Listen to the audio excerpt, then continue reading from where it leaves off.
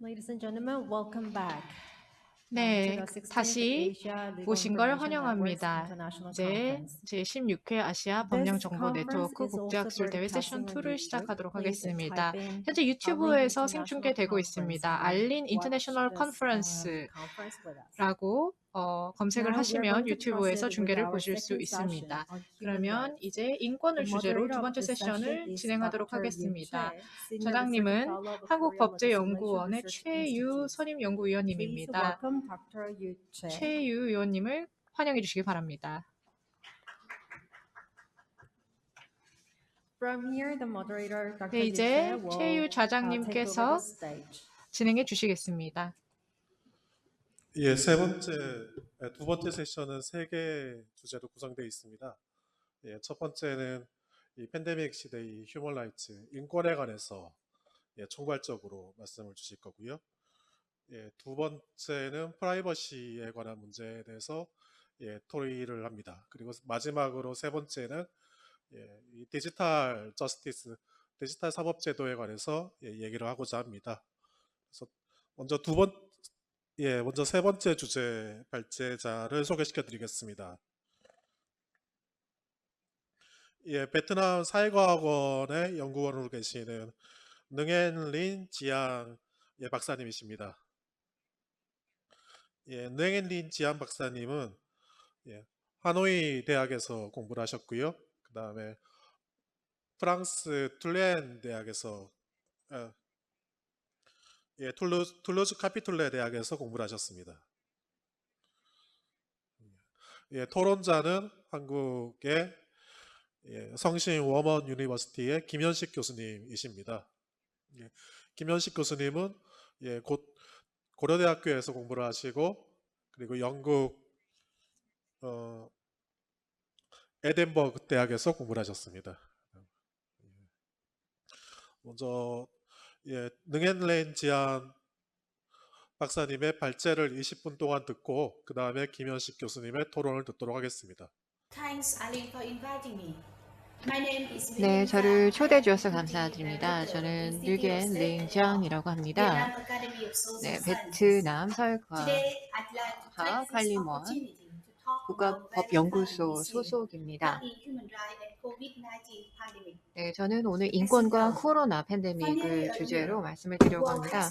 아시다시피 거의 1년째 전 세계는 코로나19 팬데믹에 피해를 입고 있습니다. 전 세계 213개 국가들이 피해를 입고 있고요. 확진자 발생 건수는 이미 2,200만 건을 넘었고 80만 명 이상이 사망을 하였습니다. 이 팬데믹이 인권에 있어서 상당히 많은 그런 피해로 나타나고 있습니다. 건강에 대한 권리, 표현의 자유, 이동의 자유, 또 사생활 보호 등 여러 가지 기본권 침해들이 여러 영역에 걸쳐서 나타나고 있습니다. 그런 면에서 인권은 이제 팬데믹에 대한 대응을 설계하는 데 있어서 굉장히 중심에 서 있어야 한다고 생각합니다. 사람 중심의 대응책이 요구가 되는데요. 인권을 존중하는 대응책을 취할수록 더 팬데믹을 잘 극복할 수 있으리라 생각합니다. 저는 오늘 세 가지에 대해서 말씀을 드리고자 합니다. 일단은 코로나 팬데믹이 인권에 미치는 영향에 대해서 말씀을 드릴 거고요. 두 번째, UN 차원에서 어떠한 코로나 또 인권 관련 정책 지침을 발표하였는가 소개를 드리겠습니다. 그리고 마지막으로 세 번째, 베트남 정부가 코로나 대응에 나서면서 채택한 정책 그리고 법적인 기본 틀에 대해서 말씀을 드리도록 하겠습니다. 또 예를 들어 페이크 뉴스에 가짜 뉴스에 어떻게 대응해 왔는가, 또 코로나 관련 방역 조치를 위반했었을 때 어떠한 처벌의 대상이 될 수 있는가, 이런 법적 조치에 대해서 말씀을 드리겠습니다. 우선 코로나가 인권에 미친 영향을 보도록 하겠습니다. 매우 이례적인 상황인 만큼 생명 보호에 우선순위를 줄 수밖에 없는 상황입니다. 각 국가마다 어쩔 수 없이 많은 이례적인 조치들을 취할 수밖에 없는 상황이었습니다. 그래서 전염병 감염을 또 확산을 막기 위해서 이제 봉쇄령 또 이동 제한 조치들을 취할 수밖에 없었는데요. 이를 통해 인권이 침해되는 사례들이 늘어나고 있습니다. 국제인권법상 이제 인권은 비상사태일 경우 특정 조건이 충족되었을 경우 제한이 가능하긴 합니다. 국제인권법상 합당한, 정당화된 그런 목적이 있는가를 봐야 된다라고 되어 있는데요. 즉 코로나 대응에 있어서는 공중보건을 보호해야 된다라는 정당한 사유가 있어서 인권에 대한 제한이 일어나고 있습니다. 그래서 각국 정부는 생명권을 보호하기 위해서 기본권에 대한 그런 일부 제약을 취할 수는 있지만 이는 상황에 있어서 비례성을 갖춰야 됩니다. 이런 제약을 인해서 코로나에 대한 대응 효과성이 더 제고되어야 할 것이고 그러면서 이제 일상생활에 미치는 피해를 최소화하고 또 치매의 잠재 리스크를 필요 이상으로 만들지 않도록 해야 된다는 단서가 붙습니다. 지금 인권을 간과해서는 안 되는 때입니다. 오히려 지금 같은 때일수록 지속가능 개발 그리고 평화 유지 등의 차원에 있어서도 인권을 반드시 챙겨야 됩니다. 모든 사람들의 안전을 담보해야 되는 것은 물론입니다만 각국 정부는 취약층들의 권리가 침해되지 않도록 보호를 해주는 역할을 해야 됩니다. 가장 피해가 크게 발생할 수 있는 취약층, 빈곤층, 이주노동자, 난민, 무국적자, 장애인, 고령자, LGBTI, 성소수자, 여성, 아동 등등 혹은 수용자 등 적절한 주거나 물 등에 대한 접근이 제한된 그런 취약층들의 권리가 훼손되지 않도록 주의를 해야 됩니다. 코로나가 인권에 미치는 영향은 광범위하디다마는 다음과 같은 그런 차원으로 나눠서 자세히 보겠습니다. 일단은 보건권에 대한 접근 차원에서 보도록 하겠습니다. 많은 사람들이 이제 코로나로 인해서 생명의 위협을 받고 있는 절체절명의 상황입니다. 이런 속에서 공중보건 또 의료 서비스에 대한 접근이 반드시 보장되어야 됩니다. 그래서 차별 없이 모든 사람들이 공중보건에 대해서 접근할 수 있어야 됩니다. 또 신체적인 보건에 대한 의료 서비스를 제공받아야 되는 것은 물론 정신보건 서비스에 대한 접근 또한 중요합니다. 적절한 생활 수준을 유지할 것. 적절한 생활 수준이라는 것은 이제 식량에 대한 권리, 주거에 대한 권리, 또 생계에 대한 권리. 이는 매우 근본적인 인권으로서 코로나로 인해 심각한 타격을 입고 있습니다. 식량에 대한 권리를 보시면 코로나로 인해서 수백만 명이 식량 안보 또 영양에 있어서의 건강권 침해를 받고 있습니다. 코로나로 인해서 전 세계 식량 공급 사슬이 차질을 빚으면서 식량 공급 시스템이 제대로 작동하지 못하고 있습니다. 또 적절한 주거에 대한 접근이 보장돼야 된다. 자가격리 등을 해야 되는 그런 상황인데 반드시 적절한 주거에 대한 접근이 먼저 전제가 돼야 될 것입니다. 생계에 대한 권리입니다. 많은 사람들이 생계 위협을 잊고 있습니다. 특히 비공식 부문에서 종사하는 분들은 일자리를 많이 잃었고 다시 노동시장으로 빨리 복귀하기 힘든 상황입니다. 봉쇄 정책 으로 인해서 일자리를 잃은 많은 분들이 계신데요. 그런 속에서 생계 수단을 잃고 적절한 생활 수준을 상실한 그런 피해가 많이 발생하고 있습니다. 또 이동의 자유, 또 기본권입니다. 이동 제한 조치, 국경 봉쇄, 여행 제한 등등으로 인해서 상당히 많은 제약이 따르게 되었습니다. 이동의 자유는 매우 필수적인 그런 절대적인 그런 기본권이고 다양한 다른 그런 기본권을 향유하는 데 있어서 기본이 되는 그런 권리이기도 합니다. 국제인권법상 국가적인 공중보건 비상상황일 경우 이동의 자유가 제한이 될 수 있다고 되어 있습니다. 그러나 비례성의 원칙을 반드시 지켜야 될 것이고요. 차별이 있어서는 안 됩니다. 하지만 그 비례성이라는 것은 계산하기가 상당히 어려운 개념입니다. 그래서 보건권, 즉 다른 기타 권리와의 어떤 균형을 또 추구하고 형량을 해야 됩니다. 또 교육에 대한 권리도 생각해야 됩니다. 코로나로 인해서 역사상 가장 심각한 교육 차질이 발생하고 있습니다. 그래서 전 세계적으로 많은 학생들 그리고 교사들이 큰 타격을 입고 있습니다. 그러나 동시에 코로나를 계기로 하여서 학교가 이제 휴교 중 혁신적인 여러 교육 수단들을 고안할 수밖에 없는 상황이 되기도 하였습니다. 원격 학습 솔루션 등이 개발되기도 했는데요. 그러나 많은 그런 경우 취약층 같은 경우는 인터넷 장비를 가지고 있지 않고 인터넷 접속이 힘든 경우도 있습니다.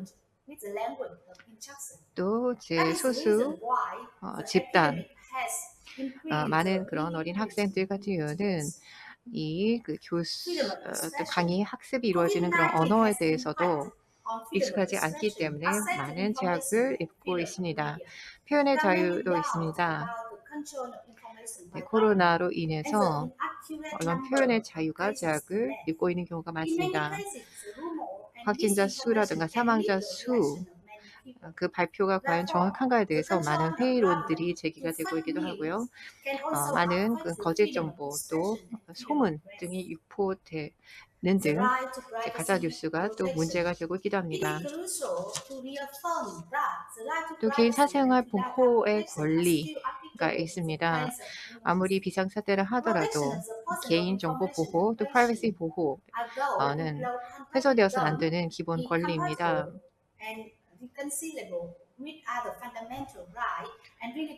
그래서 환자들의 개인정보 보호 그리고 환자들에 대한 밀접 접촉자들의 개인정보 보호가 반드시 필요합니다. 베트남 같은 경우는 방역 차원에서 코로나 확진자들과 밀접 접촉이 이루어진 것으로 의심되는 사람들을 추적하고 자가격리를 의무화하고 있기도 합니다. 자신들의 이동 내역 그리고 어떤 연락한 그런 사람, 연락처들에 대해서 신고를 하도록 환자들에게 요구를 하고 있는데요. 많은 경우 이런 확진자 내지 접촉자들의 개인정보가 언론 등을 통해서 노출되는 그런 사고들도 발생하였습니다. 그래서 많은 경우 일자리를 잃기도 하고 또 개인적으로 큰 피해를 입는 경우들도 많았습니다. 또 여러 가지 현대 기술들이 도입이 되면서 확진, 양성자들 추적에 사용이 되고 있습니다. 이를 통해 프라이버시의 침해 우려는 더 높아지고 있습니다. 동남아시아, 인도네시아, 말레이시아, 필리핀, 싱가포르, 태국, 베트남 등에서는 스마트폰, 블루투스 그리고 매핑 인터페이스 등을 적극 활용하여서 이제 감염된 확진자가 접촉했었을 수 있는 사람들 5,000원을 빠르게 추적할 수 있게 되었습니다. 물론 이 같은 빅데이터는 감염증의 어떤 전파 경로에 대해서 이해를 제고하고 적절한 조치를 취하는 데 있어서도 도움이 될 수 있지만 적절한 통제 장치가 이루어지지 않을 경우에는 남용의 우려가 있습니다. 그래서 유의미한 데이터 보호 메커니즘이 뒷받침이 되어야 될 것이고요. 그리고 정당화될 수 있는 공공보건 목적을 위해서만 제한적으로 비례성 있게 또 비차별적으로만 사용이 되어야 될 것입니다. 또 타인 그리고 국가로부터 개인정보가 침해되지 않도록 보호되어야 됩니다. 차별 금지의 원칙을 보겠습니다. 인권에 있어서 차별 금지는 굉장히 중요한 대원칙 중에 하나입니다. 전 세계적으로 이 코로나에 대응하는 과정에서 일부 인종 또 소수 민족 집단 등이 피해를 입고 있기도 하고요. 차별의 대상이 된다거나 또 특히 확진자일 경우 가족들까지도 낙인이 찍히는 그런 차별의 문제가 발생하고 있습니다. 또 근로에 일할 권리가 있습니다. 근데 코로나로 인해서 많은 직종, 여러 업종에 종사하는 많은 분들이 생계 피해를 입고 있고 근로의 권리가 훼손이 되고 있습니다. 지금까지 말씀드렸던 여러 가지 권리 외에도 종교의 자유, 또 엔터테인먼트, 문화 생활을 즐길 수 있는 자유, 집회의 자유, 여러 가지 이제 인권들이 코로나로 인해서 큰 피해를 입고 있는 가운데 국제사회도 각국들이 이제 공조를 하여서 이런 권리들이 보장되도록 노력을 해야 되는 때라고 생각합니다. 그런 차원에서 유엔이 나서고 있기도 합니다. 이제 각 국가들이 사람을 중심으로 여러 가지 위기나 위협 요인들에 대해서 효과적으로 인권을 존중하면서 위기를 타개할 수 있는 여러 툴들을 제시를 하고 있는데요. 예를 들어서 올해 4월 코로나와 인권, 우린 모두 함께이다라는 정책 지침을 발표하기도 하였습니다. 이 문서에서는 이제 회복, 회생 조치 또 그 방역 조치를 취하는 데 있어서 인권의 중요성을 조명하고 있습니다. 우리 2020년 6월 25일 유엔은 코로나에 대한 유엔 종합 대응이라는 그 정책 가이드라인을 발간을 하였습니다. 그래서 생명, 사회를 보호하고 더 나은 세상으로 회복하자라는 그런 기치를 내세우고 있습니다. 무엇보다도 누구도 낙오되지 않도록 하자라고 제시를 하고 있습니다.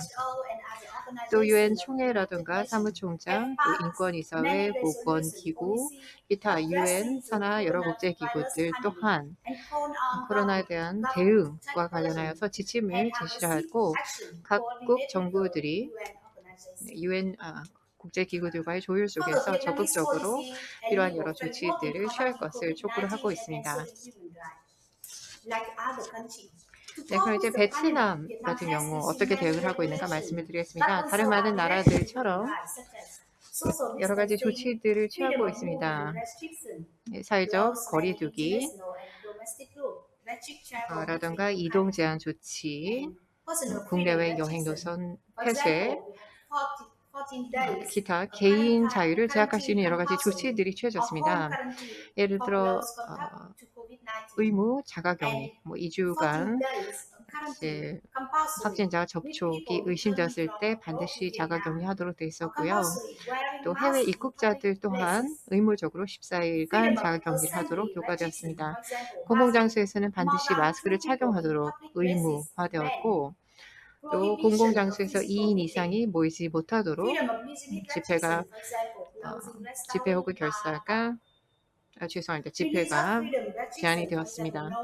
현장 미팅도 제한되었고요. 영업 정지도 이루어졌습니다. 대규모 예배 금지, 또 재택근무 의무화, 교육받을 권리의 제한, 또 이제 공공장소에서의 스포츠 행위 금지 등 여러 가지 금지 조치들이 도입이 되었습니다. 몇 가지 이제 구체적인 그런 정부 차원에서의 조치를 말씀드리겠습니다. 가짜 뉴스에 대응하기 위한 강력한 그 조치들이 있었는데요. 정부 정책이라던가 이제 코로나 혹은 그 확진자들의 개인 사생활에 대한 가짜 뉴스가 SNS 등을 통해서 유포될 경우 여론에 있어서 많은 혼란이 발생하고 여러 가지 이제 개인 사생활 피해가 발생하는 사례들이 나왔습니다. 그런 가운데 2020년 2월 3일 베트남 정부는 강도 높은 행정규제 위반의 처벌에 관한 시행 규칙을 채택을 하였습니다. 그래서 최신 서비스라든가 통신, 라디오 주파수, 또 정보통신 등등의 여러 방법을 통해서 가짜뉴스를 생산 유포했었을 경우 형사처벌의 대상이 된다는 것입니다. 또 사회 안전을 위해서 베트남에서는 사회적 거리두기 정책이 도입이 되었습니다. 이를 통해 많은 분들이 생계 위협을 받게 되었는데요. 일자리를 잃거나 감봉을 겪은 많은 근로자들이 있었습니다. 특히 이제 농촌 지역에서 이제 취업을 위해서 도시로 이동하는 이주 노동자라던가 아니면은 의료 치료를 받기 위해서 농촌 지역에서 도시 지역으로 이동을 해야 되는 사람들이 이런 이동 제한 때문에 많은 피해를 입었습니다. 그런 속에서 재난 상황 속에서 이제 국민들을 지원하고 사회 안정을 제고하기 위해서 정부는 무상으로 식량이라든가 책 등 여러 어떤 물자들을 제공하는 프로그램을 운영하고 있습니다. 그래서 해피 슈퍼마켓이라는 프로그램을 통해서 필수품 등을 공급하고 있고요. 또 재난 지원 차원에서 이제 쌀을 무상으로 제공하는 프로그램도 있습니다. 쌀 ATM이라고 부르고 있는데 인당 2 내지 5kg의 쌀을 무상으로 급식하고 있습니다. 원래 호치민시에 한 개의 이제 쌀 자동 지급기 ATM이 있었는데 지금은 이제 수백 개로 확산이 된 상태입니다. 그 밖에 코로나로 인해서 타격을 입은 2천만 명을 대상으로 62조 BND 이상의 재난 지원금 또한 제공이 되었습니다. 한편 코로나와 관련해서 방역 조치를 위반했었을 때의 어떤 처벌이 강화되었습니다. 그래서 두 가지의 좀 기본적인 법령이 있는데요. 첫 번째, 2000년 긴급조치 시행령, 그리고 2007년 전염성 질환의 예방 및 통제에 대한 법이 근간을 이루고 있습니다.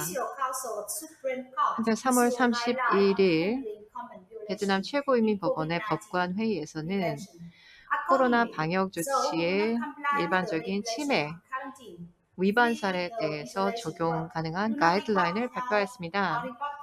자가격리 의무를 이행하지 않는다거나 혹은 격리 병동에서 무단으로 이탈을 하는 경우 혹은 자신의 건강 상태 등에 대해서 부실 신고 등을 했었을 경우 이 가이드라인에 따라 해서 형사처벌의 대상이 되도록 되어 있습니다. 네, 베트남 같은 경우는 이런 두 가지의 법률 문서 이외에는 비상 상황에 적용되는 뚜렷한 근거법들이 부족하다는 것입니다. 그래서 코로나 같은 그런 비상 상황에 대처할 수 있는 법적인 기본 틀이 크게 부족한 상황입니다. 2013년 개정된 헌법, 그리고 방금 말씀드렸던 2000년 긴급조치 시행령, 그리고 2007 전염질환의 예방 및 통제에 대한 법률 세 가지 정도뿐입니다. 그러나 이 세 개 법령 사이에서 중복되는 내용도 많고 서로 반하는 모순되는 부분도 있어서 문제입니다. 또 여러 정부 부처들 간의 권한이나 역할에 대해서도 뚜렷하게 정리가 되어 있지 않고요. 그 방역 조치들 중복되고 혼란스러운 내용들도 많습니다.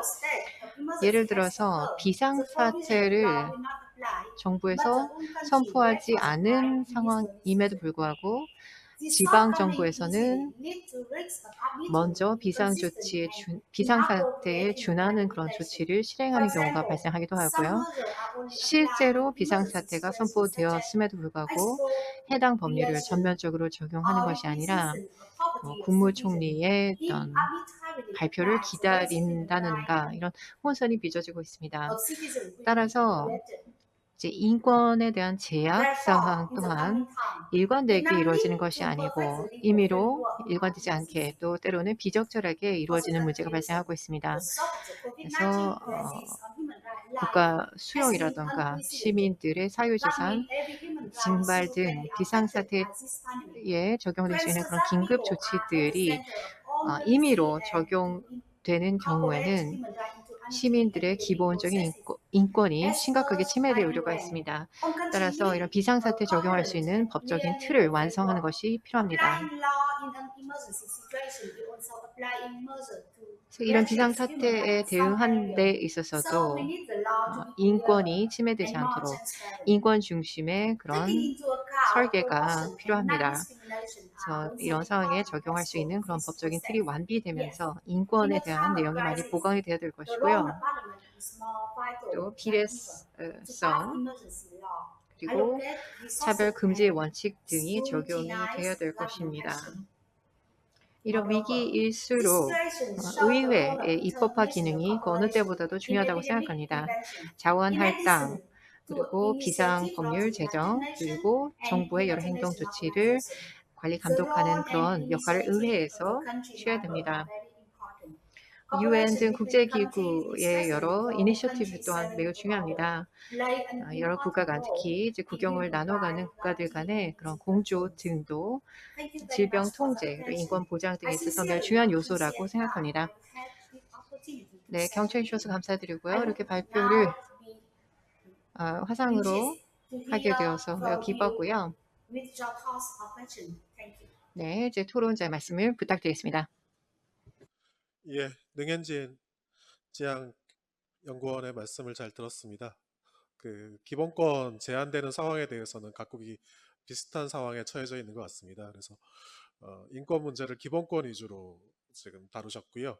뭐 건강권이라든지 또는 뭐 생계권 또는 이동의 자유, 프라이버시 등등의 각 기본권들이 제한되는 상황을 잘 설명해 주셨습니다. 그리고 UN이라든지 또 WHO 또 HRC의 어떤 인권 가이드 문제 말씀 주셨고요. 그 다음에 베트남 상황에서의 어떤 가짜 뉴스에 대한 대책이나 또는 소셜 디스탄싱이라든지 아니면 최근에 벌금의 형사 처벌의 문제까지 그리고 마지막으로 어떤 입법의 필요성, 법적 근거의 필요성을 같이 말씀해 주셨습니다. 예, 여기에 대해서 김현식 교수님 토론해 주시고요. 35분까지 정도 예, 좀 부탁드리겠습니다. Thank you for having me in this great discussion. 네, 이런 훌륭한 Also, I thank 논의에 참여할 수 있게 해주셔서 감사드립니다. 또 발표자분께서 인권 그리고 코로나에 대해서 흥미로운 그런 분석 해주셨는데 잘 들었습니다.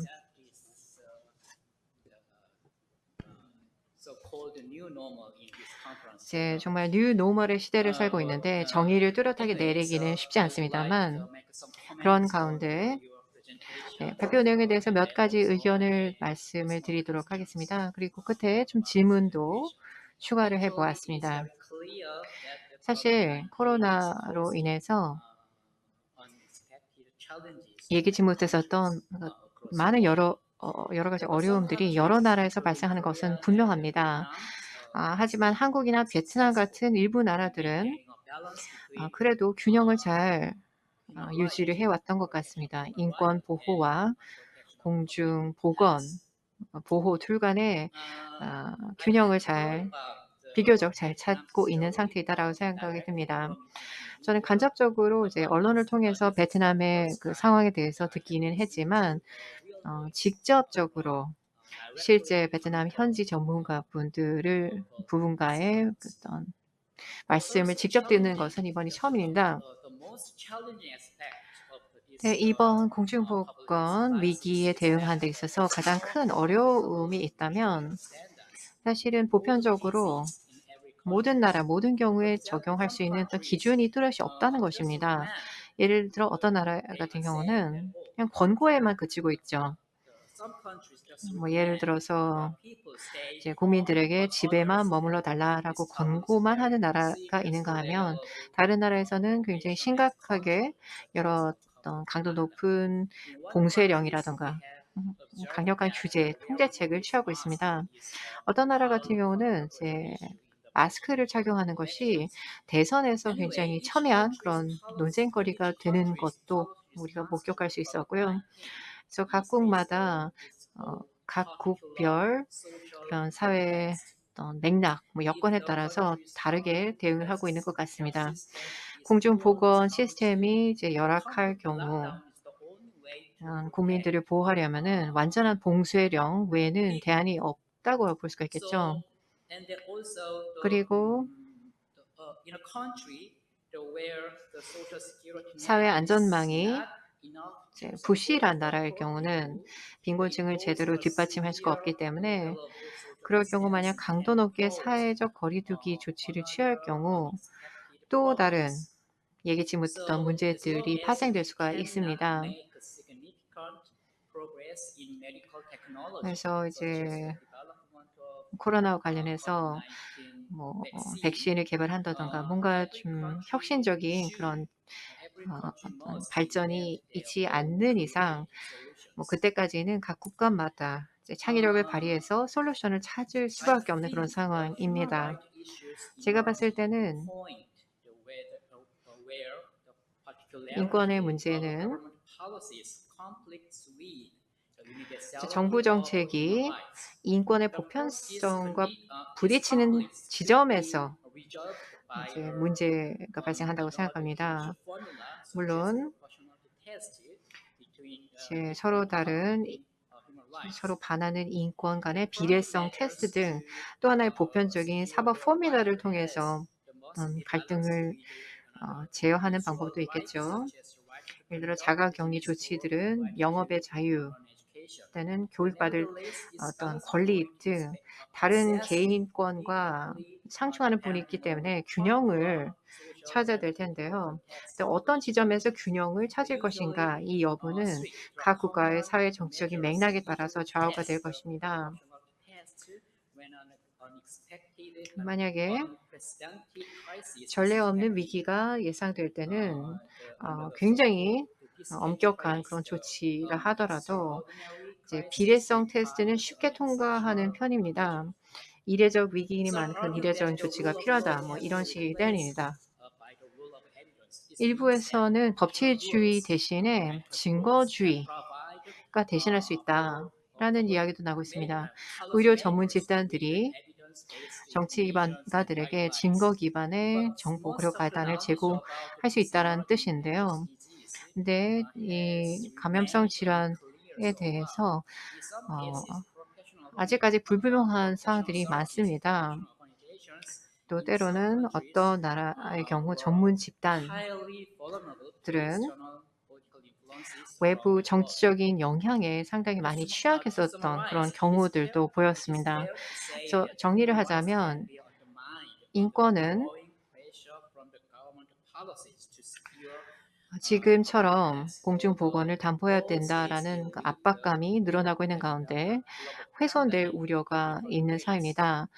네, 각국마다 코로나에 대응했던 방식은 다 다르지만 전체적으로 각국 정부가 공중보건을 위해서 조치를 취하면서 인권이 이제 위협에 처해지고 있다라고 볼 수가 있겠습니다. 그러면 저는 이제는 인권에 대해서 이야기를 할 때 개인의 영역, 민간의 영역을 위주로 한번 다시 조명을 해보고자 합니다. 많은 분들은 인권에 대해서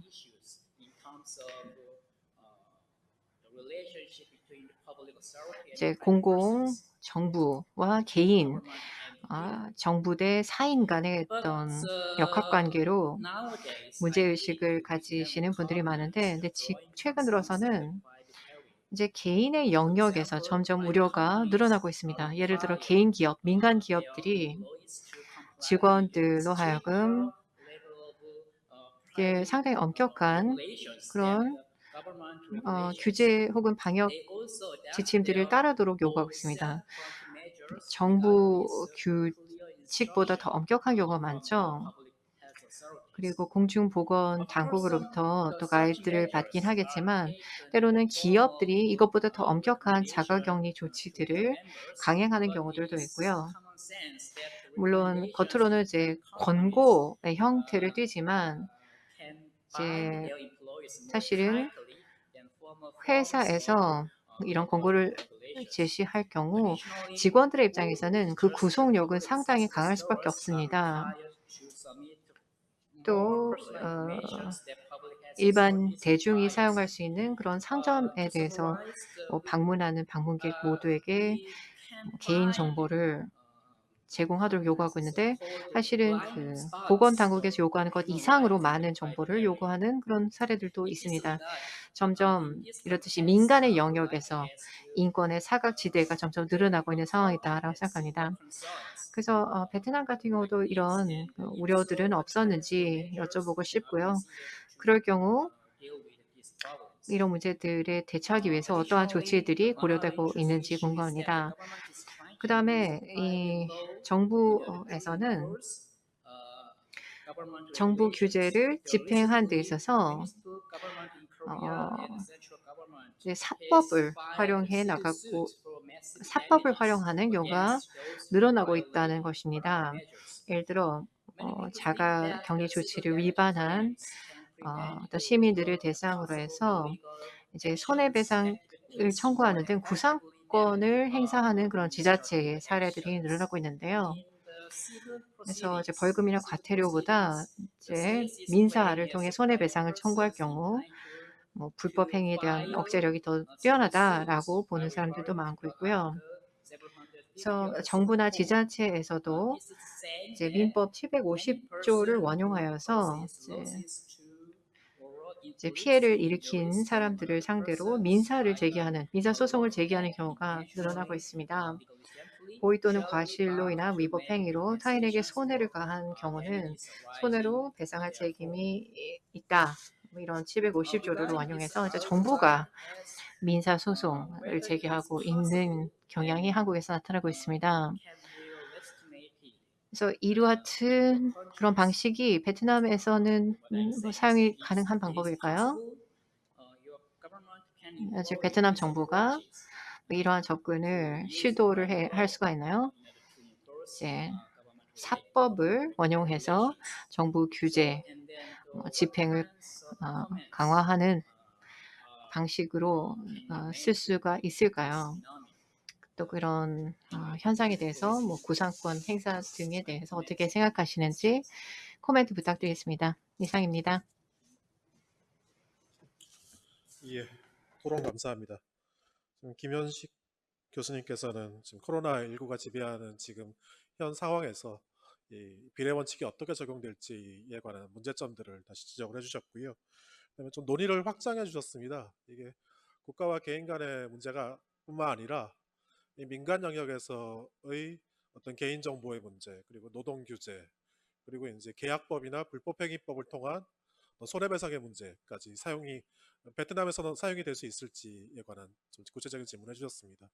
예, 여기에 대해서 좀 답변 부탁드리겠습니다.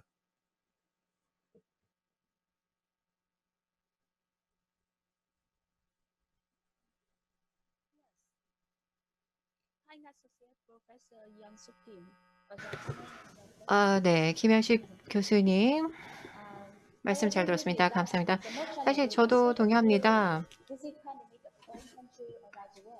이제 코로나에 대응하는 데 있어서 사실 보편적으로 적용 가능한 그런 기준이 딱 떨어지는 게 없다라는 게 큰 어려움입니다.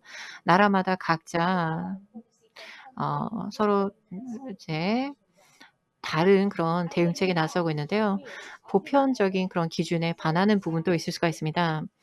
민간 영역에서의 어떤 인권 침해에 대해서도 말씀하셨는데 저는 공공당국과 사인 간의 어떤 침해뿐만 아니라 민간 영역에서의 침해에 대해서도 주목해야 된다고 생각합니다.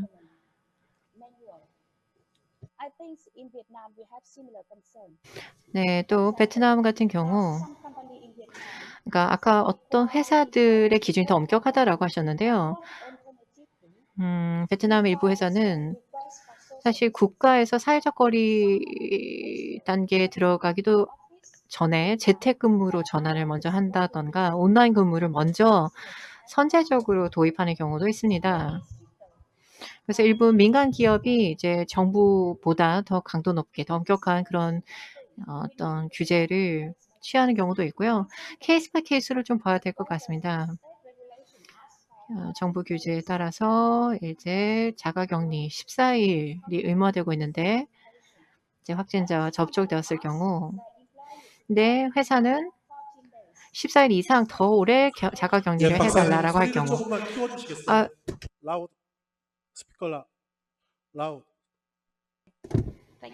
네. 세 번째는 이제 민간 기업의 어떤 지침 등이 정부보다 더 엄격한 경우 베트남도 비슷하다는 말씀을 좀 드리고 있었습니다. 어떤 베트남 회사는 예를 들어 이제 뭐 재택근무라든가 온라인 뭐 대체 근무를 정부가 사회적 거리 시작하기도 전에 먼저 시작하는 경우도 있고요. 또 다국적 기업의 이제 베트남 현지 사무소 같은 경우도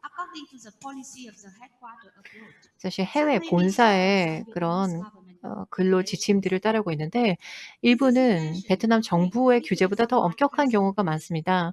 그래서 케이스 바이 케이스로 봐야 되는데 정부 규제상 이제 의무 자가 격리가 14일로 되어 있는데 이제 확진자와 접촉이 의심될 경우인데 근데 반면 회사에서는 14일보다 더 오래 자가 격리해달라라고 요청할 경우 그럼 사실은 일단 직원의 개인의 자유 또 근로의 자유를 침해하는 겁니다. 그리고 만약에 어떤 임금을 삭감할 경우는 노동법 위반도 동시에 되겠죠. 네, 어쨌든 지금까지는 베트남에서 정부가 이 같은 민간 기업의 뭔가 방역 지침에 대해서 개입하는 사례는 제가 본 적은 없습니다. 어떤 직원이 회사를 대상으로 소송하는 경우는 있을 수가 있는데 이제 뭐 노동권 침해 차원에서 직원이 소송한 경우는 있었습니다. 그다음에 정부가 사법을 사용해서 정부 규제 집행을 강화하는 그런 현상이 일어나고 있다. 근데 저는 좋은 아이디어 같은 것 같습니다. 민법에 의거한 사법 활용. 이러면 정말 방역 위반의 심각성을 혹은 그런 사례들을 더 완화할 수 있다고 생각합니다. 이제 행정 과태료보다 민사소송 그 손해배상 금 부담이 더 크니까요. 베트남에서는 민사소송 절차법상 187조가 있는데 정부기관 혹은 조직들은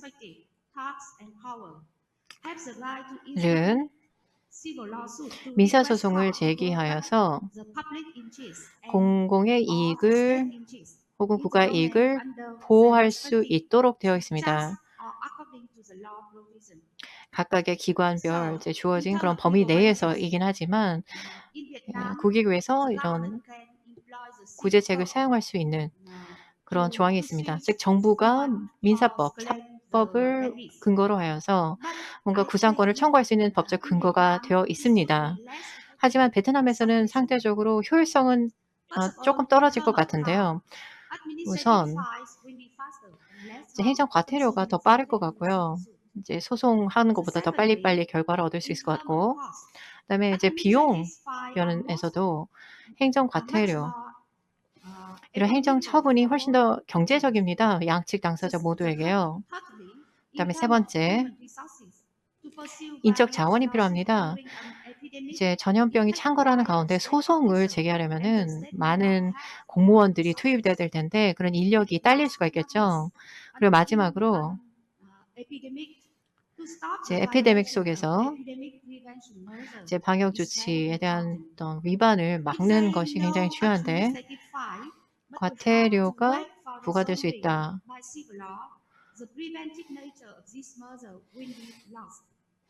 그럼 당장 이제 과태료가 부과될 텐데 만약에 민사소송으로 대응하려면은 한참 뒤에서야 그 손해배상 금액이 선고가 예, 되니까 thank you. 억제력이 좀 오히려 떨어질 것 같습니다. 이 주제에 관해서 많은 질문들이 있을 수 있을 것 같습니다.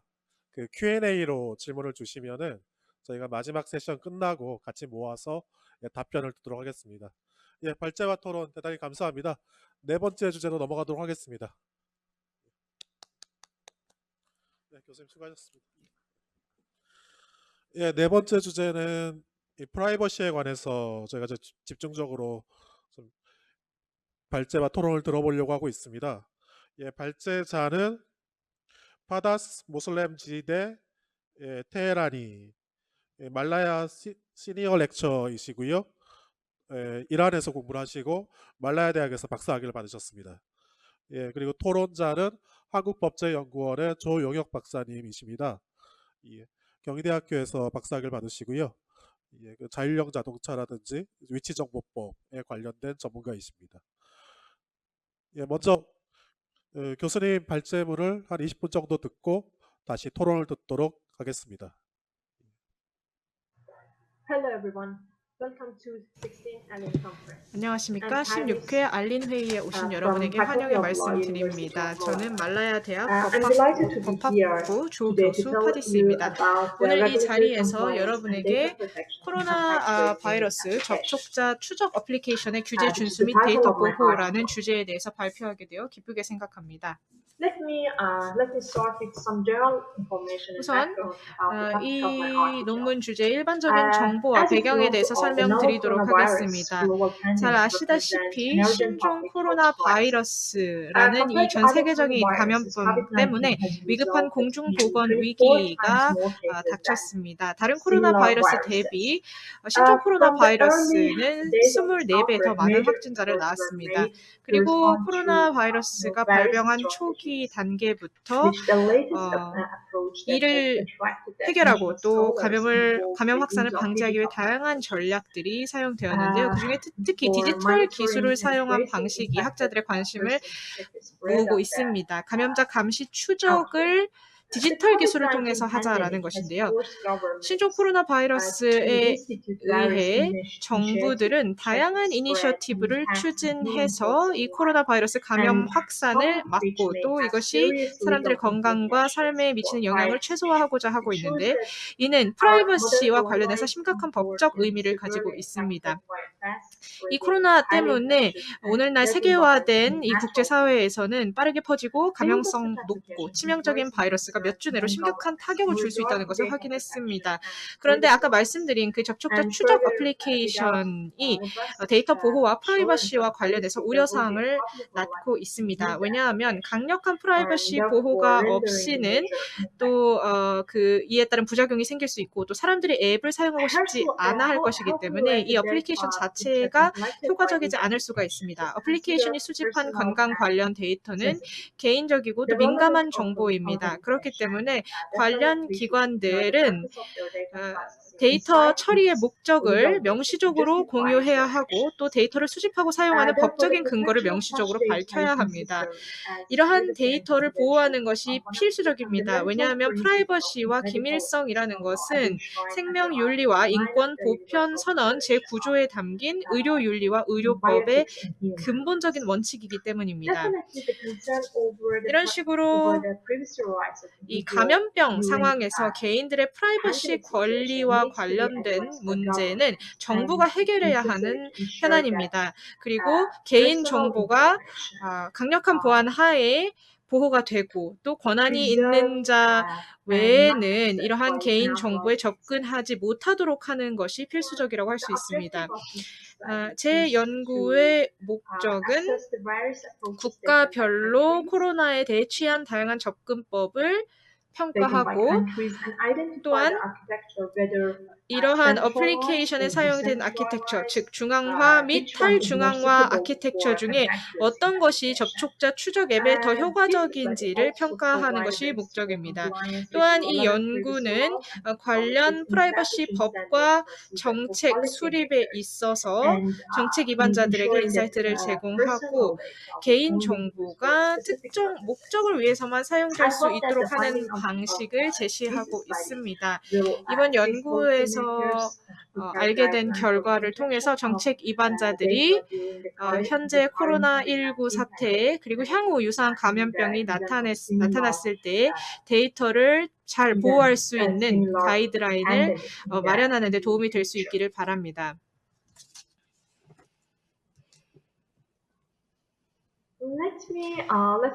네, 그러면 이 접촉자 추적 어플리케이션의 서로 다른 분류에 대해서 설명드리겠습니다. 접촉자 추적 앱에는 두 가지의 큰 아키텍처로 구분될 수 있습니다. 네, 두 가지의 아키텍처로 크게 구분이 됩니다. 첫 번째 중앙화 어플리케이션이 있고 두 번째는 탈중앙화 어플리케이션이 있습니다. 중앙화 앱에서는 양성 진단과 관련된 개인 정보가 서버에 업로드되고 이 정보는 해당 앱을 다운로드한 모든 핸드폰에 공유됩니다. 그리고 밀접 접촉자 정보가 센트럴 서버에 업로드되고 여기서 정보가 매칭이 돼서 해당 접촉자들의 핸드폰으로 정보가 전달됩니다. 다시 말하면 중앙 시스템이 앱 사용자의 모든 접촉자들을 기록을 합니다. 하지만 탈중앙화 모델 같은 경우에 모든 접촉자가 중앙 서버에 저장되는 것이 아니라 둘 중 한 명이 감염된 경우 해당하는 2명의 핸드폰에만 정보가 저장됩니다. 그리고 approaches in developing 접촉자 the 추적 contact 앱 tracing 개발을 application. 위한 서로 다른 Another 접근법들이 approach is namely 있습니다. the data first 일단 and 데이터 privacy 우선 first 접근법이 approaches. 있고 다음으로 The 프라이버시 data 우선 first 접근법이 approaches 있습니다. prioritize 데이터 the 우선 retention of tracking 접근법은 data and availability 추적 of 데이터 routine 유지 research. 그리고 보건 당국과 In this 연구원들에게 이런 데이터를 제공하는 것을 approach, 우선순위로 하고 the 있습니다. stable identifiers 그래서 find 데이터 우선 every individual 접근법에서는 smartphone, 개별 device, and all 스마트폰 details 기기에 of an 안정적 individual 식별자가 배정되고 movement and 개인 interaction are 동선과 accessible by the 움직임의 server, 모든 which we 세부 call it 사항이 convergence on 서버에 기록이 centralized. 됩니다. The 즉 privacy 중앙화 first 모델이라고 할 approach 수 있겠습니다. emphasizes 반면 citizens' control 프라이버시 over their 우선 own data and 접근법은 seeks to provide 시민들이 effective 직접 data 본인의 데이터를 methods 통제할 수 without 있도록 exposing the 하는 것이 movement 우선순위입니다. and 이에 따라서 interactions of 당국에게 식별 identifiable 가능한 individuals 개인의 without 동선 it. 및 움직임을 In this 노출시키지 approach, 않고도 어느 dynamic 정도 수준의 identifiers 접촉자 are used 추적을 for 하고자 하는 individual 것입니다. 그래서 이 두 and 번째 are 프라이버시 우선 changed regularly. 접근법에서는 And 역동적 contact 식별자가 interactions are 배정되고 stored 이 in 식별자는 cryptographic 주기적으로 and 변경됩니다. local 그리고 devices 접촉자 rather than 접촉 in 내용은 centralized servers. 암호화돼서 중앙 서버가 아닌 로컬 디바이스에 In the 저장됩니다. next slide, you can see 다음 that 슬라이드에서는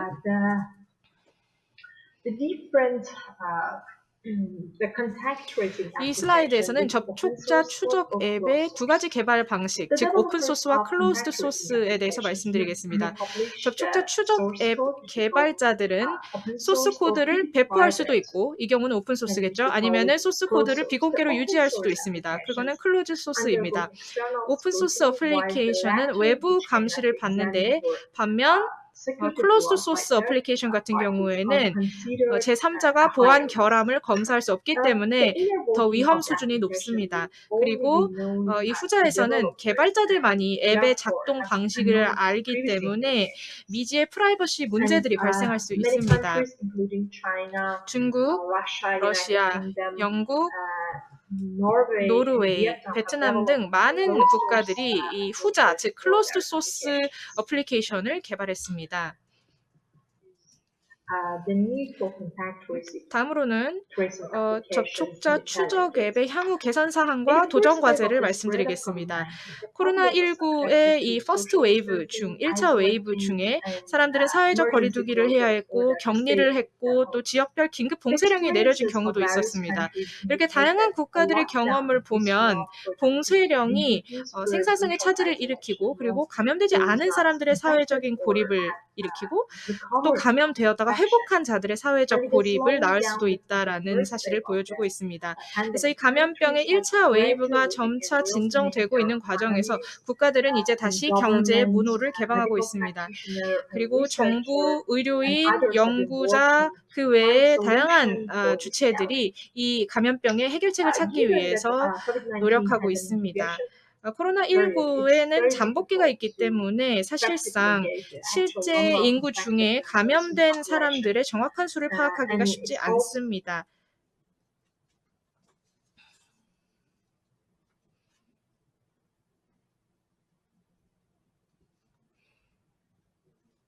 저기 끊긴 So 거 not 같죠? always feasible to conduct blanket testing. 또한 전수 검사를 하는 것도 수월하지 않습니다. 그렇기 때문에 최적의 접근법은 바로 접촉자 추적 조사 방식입니다.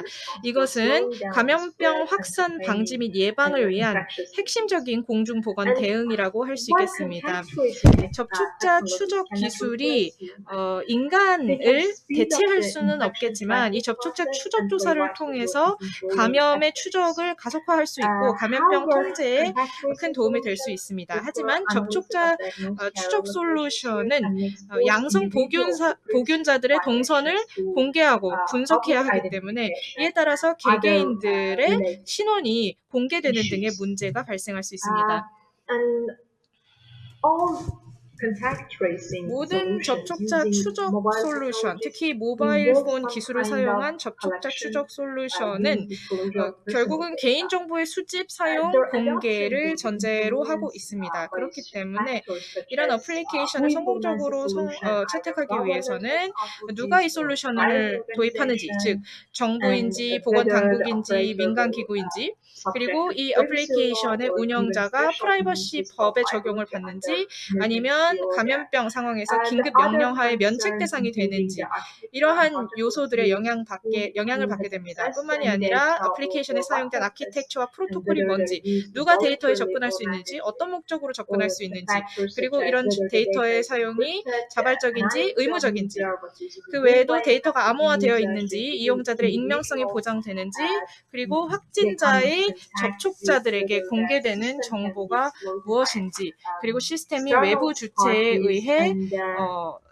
남용되거나 아니면 해킹될 수 있는지, 그리고 시스템의 신뢰도라든지 보안 수준, 이러한 모든 것들이 결국은 접촉자 추적 앱에서 나타날 수 있는 문제들인 겁니다.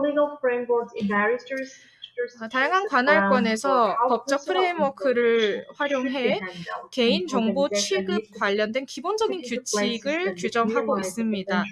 그래서 정보에 대한 무단 접근을 최소화하기 위해서 계속해서 다양한 노력이 진행되고 있습니다.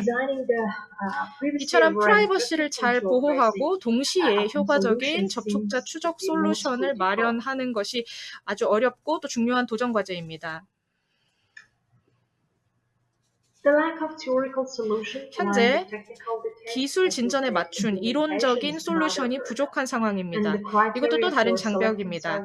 또한 서버 선정 기준이라든지 구체적인 목적을 위한 데이터 활용 기준이 아직 회색 지대입니다. 명확한 기준이 없습니다. 따라서 포괄적인 어젠다를 설정해서 모든 관련 프라이버시 및 윤리적인 현안들을 확인하고 또 이를 바탕으로 솔루션을 개발해야 할 것입니다. 이러한 접촉자 추적 애플리케이션을 개발하는 데 있어서 가장 중요한 것 중 하나는 의심의 여지 없이 프라이버시의 보호입니다. 이렇게 새로운 프라이버시를 잘 보호하는 솔루션들이 설계되고 도입되어야 이 포괄적인 접촉자 추적 시스템의 성공을 담보할 수 있고 동시에 최소한의 정보 공개를 담보할 수 있습니다.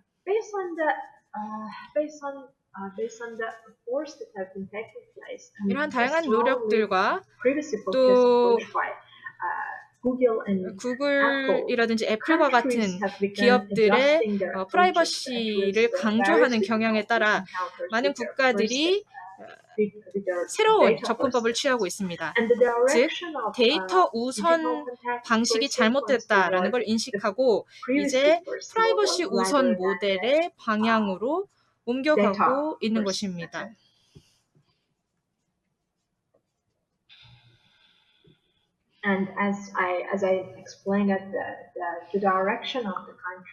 그리고 아까 말씀드렸듯이 이제 국가들이 데이터 우선에서 프라이버시 우선 모델로 움직이고 있는데요. 이제 어떤 전략을 통해서 이러한 어플리케이션에 대한 사람들의 신뢰를 유지하고 제고할 수 있는지 말씀드리겠습니다. 이런 앱을 개발하고자 하는 국가들이 참고해야 하는 전략이 될 것 같습니다. 이런 추적 앱을 만들기 위해서요. 일단 가장 중요한 것은 바로 명시적인 동의를 받는 것입니다. 데이터 공유 과정의 각 단계에서 명시적 동의를 받아야 합니다. 그리고 이런 동의가 의미 있기 위해서는 명시적이고 모호하지 않은 그런 언어가 사용이 되어야 합니다. 그리고 다음 단계는 바로 식별 가능 데이터가 공공기관이나 사기업과 공유돼서는 안 된다는 것입니다. 그리고 식별 가능 데이터는 유저의 기기 내에서 암호화되어 저장돼야 합니다. 또한 대중에게 폭넓은 홍보와 교육을 제공하는 것도 중요합니다. 이를 통해서 어플리케이션을 다운로드하는 유저들의 수를 최적화하고 또 이들이 이제 데이터 공유에 대해서 동의할 수 있도록 해야 합니다.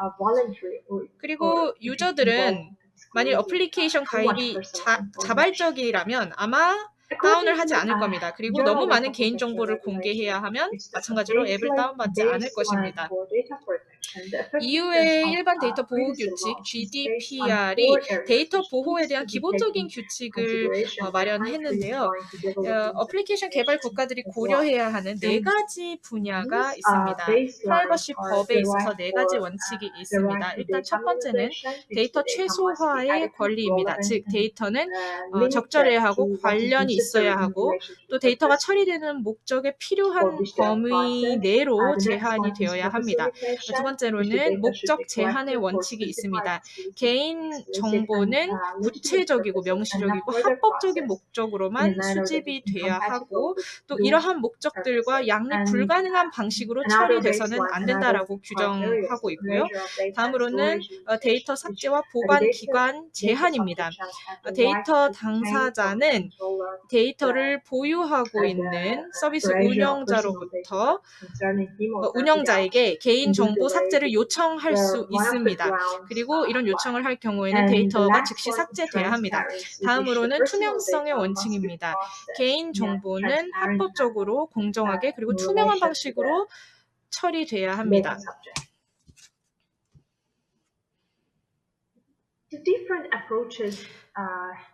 앞서 말씀드린 다양한 접근법들이 있는데 이는 이 현안의 도전 과제가 얼마나 복잡한지 보여주고 있습니다. 현재 최고의 관행이 무엇인지에 대해서는 세계적인 합의가 이루어진 바 없습니다. 그리고 특히 특정 국가에서 성공한 방식이 다른 국가에서는 완전히 실패하는 등 현재 상황은 복잡하게 전개되고 있습니다. 디지털 접촉자 추적 기술이 앞으로 코로나 감염병의 미래를 바꿀 것이라는 데 의심이 없습니다. 하지만 이러한 접촉자 추적 기술은 민주주의적인 프라이버시 원칙을 존중해야 하고 또 사람들의 신뢰를 받을 수 있어야 하고 또 사람들이 정보에 입각한 선택을 할 수 있도록 해줘야 합니다. 또한 이런 접촉자 추적 어플리케이션에 있어서는 법적 의무를 이행하는 것이 기본적인 요건입니다. 그리고 프라이버시 법을 기반으로 개별 유저들에게 당신의 데이터가 부당하게 침해되지 않을 것이다 라는 안심을 시켜줄 수 있어야 합니다. 이런 접촉자 추적 어플리케이션의 신뢰가 부족하게 되면 그 효과에도 안 좋은 영향을 주게 되고 이에 따라서 사람들은 이 어플리케이션을 사용하기 주저하게 됩니다. 네, 그러면 결론을 말씀드리도록 하겠습니다. 간단하게 제가 드렸던 말씀을 요약하도록 하겠습니다. 이런 앱에서 수집된 데이터는 다른 목적으로 사용돼서는 안 됩니다. 법 집행, 국가안보, 출입국 관리 이러한 기타 목적으로도 사용되면 안 됩니다. 개인 정보는 오로지 코로나 확산 예방 및 통제를 위해서만 사용되어야 하고 또 이러한 접촉자 추적 앱과 관련된 모든 유저의 결정은 자발적이어야 하며 또 수집된 정보는 어떤 상황에서도 상업적 목적으로 제3자에 의해서 사용돼서는 안 됩니다. 또한 공중보건 보호와 또 개인 프라이버시 간의 균형점을 찾을 수 있어야 합니다. 이러한 침입적인 헬스케어 기술을 도입하게 되면 법적으로도 여러 유의미한 변화가 생길 수 있습니다. 그런데 이런 상황에서 결코 프라이버시는 타협해서는 안 됩니다. 이 감염병의 상황에서도 프라이버시만은 타협해서는 안 됩니다. 관련 당국은 투명한 정책을 통해서 그리고 오픈소스 코드를 바탕으로 탈중앙화된 플랫폼에서 접촉자 추적 어플리케이션을 개발하고 제공해야 할 것입니다. 이러한 접근법을 통해서 데이터에 대한 접근과 프라이버시에 대한 균형을 이룰 수 있을 것입니다. 또한 정부들은 접촉자 추적 어플리케이션을 개발한 이후 그것을 실제 국민들에게 사용하고 보급하기 전에 앱의 효과와 안전을 먼저 확인해야 할 것입니다. 이 발표를 통해서 관련 개인정보법과 권리를 준수해서 표준 절차를 수립하고 개인정보가 구체적인 목적을 위해서만 활용될 수 있도록 하는 방법에 대해 보다 명확한 이해가 제고되었길 바랍니다. 그리고 이 연구를 통해서 감염병 중 데이터 보호를 할 수 있는 조치들을 마련하는 데 도움이 되길 바랍니다. 예, 테헤라니 교수님 발제 잘 들었습니다. 예, 그러면은 조영혁 박사님 토론 듣도록 하겠습니다. 한 5분 정도 부탁드리겠습니다. 예, 한국법제연구원의 조영혁입니다. 전 세계가 코로나 대응에 대응하는 절박한 상황에서 프라이버시 침해를 최소화하면서도 감염병에 효율적으로 대응하기 위해 절충점을 모색하고자 하는 그 연구자의 진지한 고민을 접할 수 있어서 대단히 기쁩니다. 그리고 한국이 2005년도에 제정한 위치정보법에 입안자의 한 명으로서 위치정보의 위험성이나 효용성의 가치에 대해서 고민할 수 있는 기회가 되어서 기쁩니다. 지금 각국은 코로나로부터 국민의 생명과 건강을 지키기 위해 싸우는 한편 각국이 놓인 여건 속에서 일상생활을 유지하기 위해서 노력하고 있습니다. 그리고 이 과정에서 코로나 퇴치를 위한 개인정보의 활용과 프라이버시의 보호라는 상호 충돌 가능성이 있는 가치 간에 절충점을 찾아야 하는 고민 상황에 놓여 있기도 합니다. 결론적으로 말씀드리면 여타의 다른 경우와 마찬가지로 국가가 감염병에 대응하기 위한 수단을 채택할 때 있어서도 GDPR의 기본 원칙에 기반해야 한다는 지적에는 전적으로 동의합니다. 발표자가 말한 한국의 사례와 같이 공개된 동선을 가지고 개인의 사생활을 추측하거나 유포하는 식의 불필요하고 과도한 관심은 감염병 대응에 전혀 도움이 되지 않는 관음증이 지나지 않습니다. 그리고 국가가 감염병 대응에 꼭 필요한 필요 최소한의 정보 외의 정보를 처리하는 것도 프라이버시 보호라는 가치를 침해하는 행위로서 마땅히 제한되어야 할 것입니다. 이와 관련된 많은 논의거리가 있겠지만 발표자의 연구 대상인 접촉자 추적 앱에 한정해서 몇 가지 의견을 드리고자 하겠습니다. 우선 접촉자 추적 앱은 감염병의 전염을 완전히 차단하거나 감염 경로 전체를 파악하기 위한 것이라고 생각하지는 않습니다. 다만 그 확률을 높임으로써 감염병과의 싸움에서 조금이라도 우위를 차지하기 위한 여러 가지 노력 중에 하나라고 생각합니다. 따라서 절대적 비중에 이르지 않더라도 코로나에 대응하기 위한 수단으로서 유효성이 있다고 할 것입니다. 다만 스마트폰에 설치돼서 운영된다는 앱의 특성으로 인해서 한계도 인정할 수밖에 없을 것으로 생각됩니다. 우선 앱 적용 대상자는 이동통신망 가입자에 한정될 것이고요. 또 스마트폰 사용자여야 할 것입니다. 그리고 한 걸음 더 나가서 중요한 것은 자발적으로 앱을 본인이 다운받아서 설치해야 한다는 것입니다.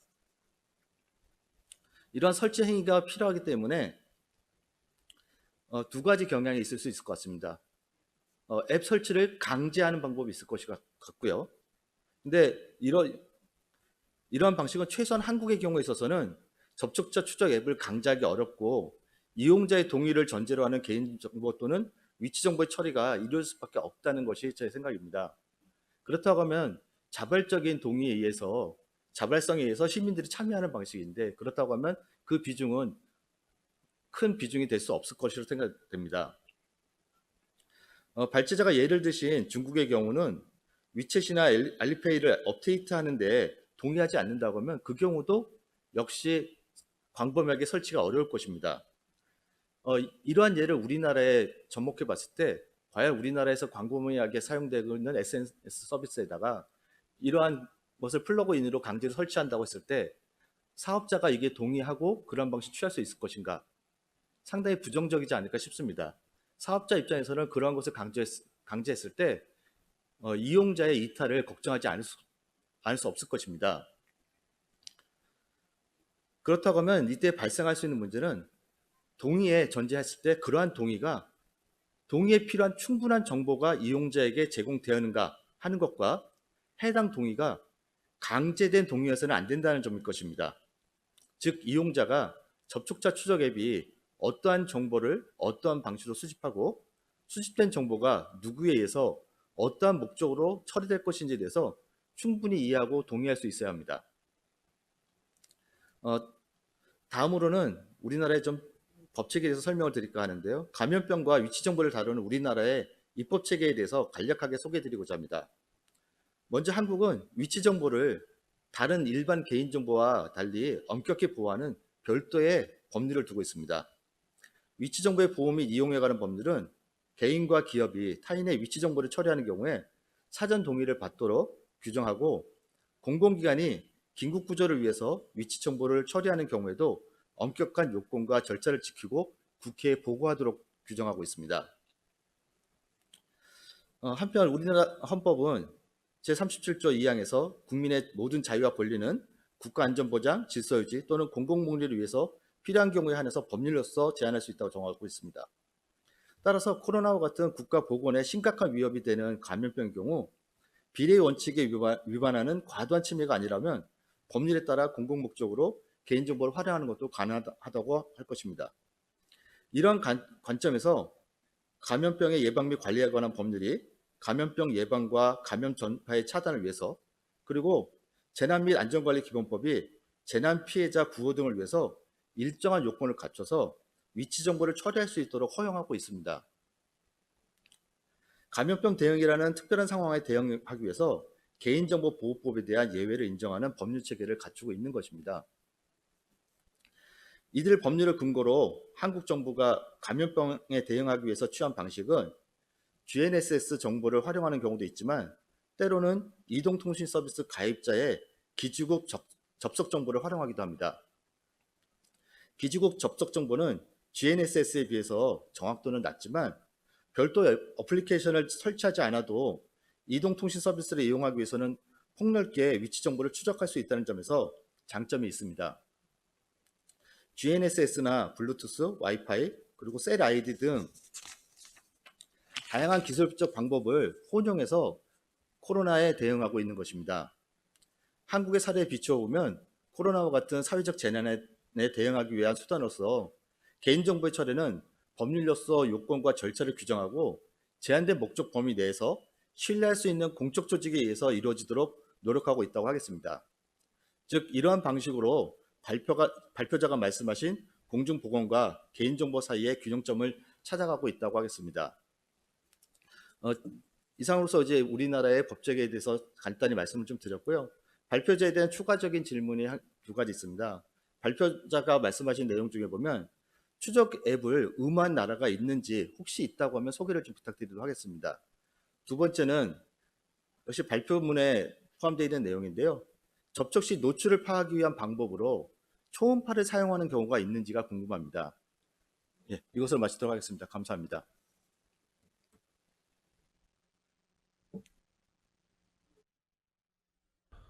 예, 교수님. 한 3분 정도로 답변 주시겠습니다. 죄송합니다. Can you hear me? 들리시나요? 예, 잘 들립니다. Hello, thank you so much for your great and 안녕하십니까? valuable 훌륭한 comments. 그리고 가치 있는 토론과 또 질문 I'd like to 감사드립니다. elaborate some concern regarding the comments that you made. 말씀해 주신 의견에 대해서 제 의견을 드리고 또 질문에 답변 드리도록 하겠습니다. 사실상 아직 이 접촉자 추적 어플리케이션의 효과에 대해서 결론을 도출하기에는 시기상조라고 생각합니다. 이러한 어플리케이션이 코로나19 퇴치를 위해서 핵심적인 역할을 할 것이라는 것에는 의심의 여지가 없는 것 같습니다. 그런데 프라이버시 옹호자들은 이러한 앱이 전례 없는 개인정보에 대한 접근권을 보장한다. 특히 제3자들이 개인정보에 접근할 수 있기 때문에 위험하다라고 지적하고 있습니다. 코로나가 잠복기가 있기 때문에 사실상 실제 감염자, 실제 확진자의 수를 확인하는 게 어렵습니다. 그래서 확진자 수를 제대로 확인하지 못하고 있는 국가들도 많이 있습니다. 뿐만 아니라 이 전수 검사를 하는 것도 사실상 녹록지 않습니다. 그렇기 때문에 현재로서 최적화된 방식이 바로 접촉자 추적 조사인 것입니다. 그래서 아까 질문을 주신 게 어떤 나라에서 추적 앱을 의무화했느냐라고 여쭤보셨는데요. 제가 알기로 이 접촉자 추적 앱이라는 게 최적화된 솔루션이고 또 공중보건에 있어서 최적화된 대응이라고 생각합니다. 국가별로 서로 다른 방식을 통해서 코로나19에 대처하고 있는데요. 또 지역별로 국가 내에서도 지역별로 서로 다른 전략을 활용해서 코로나 감염 확산을 방지하고자 하고 있습니다. 아시아 국가들에 대해서 먼저 말씀드리도록 하겠습니다. 아시아에서 의무적으로 접촉자 추적 앱을 사용하는 경우도 있고, 그리고 또 집단 감염 관련해서 알람을 보내는 앱을 사용하는 경우도 있습니다. 그리고 GPS, 위치 정보를 활용해서 접촉자들의 동선을 확인하고 있습니다. 그리고 처음에는 이렇게 강요하던 국가들도 이제 자발적으로 사용하도록 하는 방식으로 옮겨가고 있는 것 같습니다. 그래서 두 명 중에 한 명이 확진자인 경우에 그 해당 2명의 핸드폰에만 정보를 보내도록 하는 것이죠. 그리고 보건 당국이 이 어플리케이션을 통해서 개인정보를 남용하지 않도록 개개인들의 자신의 정보를 통제할 수 있도록 하고 있습니다. 예를 들어서 노르웨이 같은 경우 처음에 의무적으로 이 추적 앱을 사용하도록 했다가, 그리고 개인정보 관련해서 제대로 된 방침을 마련하지 않았다가 데이터 보호국으로부터 지적을 받고 이 부분에 대해서 시정 조치를 취했습니다. 그리고 위치 정보를 사용을 하고 또 밀접 접촉자들의 정보를 개인의 스마트폰 위치 정보로 파악하고 있기 때문에 이 프라이버시가 더욱더 중요해집니다. 그리고 사우디아라비아, UAE, 카타르, 바레인 이러한 걸프 국가들도 마찬가지로 추적 앱을 사용하고 있습니다. 도하는 이 앱의 사용을 의무화했습니다. 그리고 이를 어길 경우에는 3년 이하의 징역에 처해질 수도 있습니다. 미국에는 이 국가적으로 통합된 하나의 계획은 없지만 블루투스를 통해서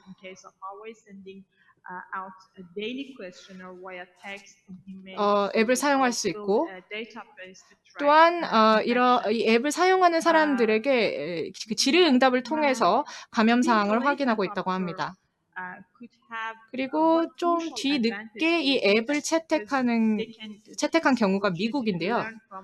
다른 국가들이 먼저 추적 앱을 설치하고 이를 통해서 시행착오를 겪었기 때문에 미국은 다른 국가들의 경험으로부터 배운 점이 많이 있는 것 같습니다. 제가 아까 발표에서 말씀드렸듯이 대부분의 국가들이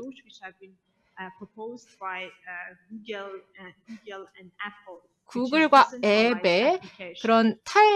애플의 탈중앙화된 모델로 옮겨가고 있는 것입니다. 그리고 이 추적 앱이 효과적이려면 그 국가 인구의 최소 60%가 앱을 사용해야 합니다. 그렇기 때문에 이 추적 앱에 대해서 국민의 신뢰가 부족하면 앱의 효과가 떨어질 수밖에 없습니다. 국민의 참여를 유도하는 게 굉장히 중요합니다.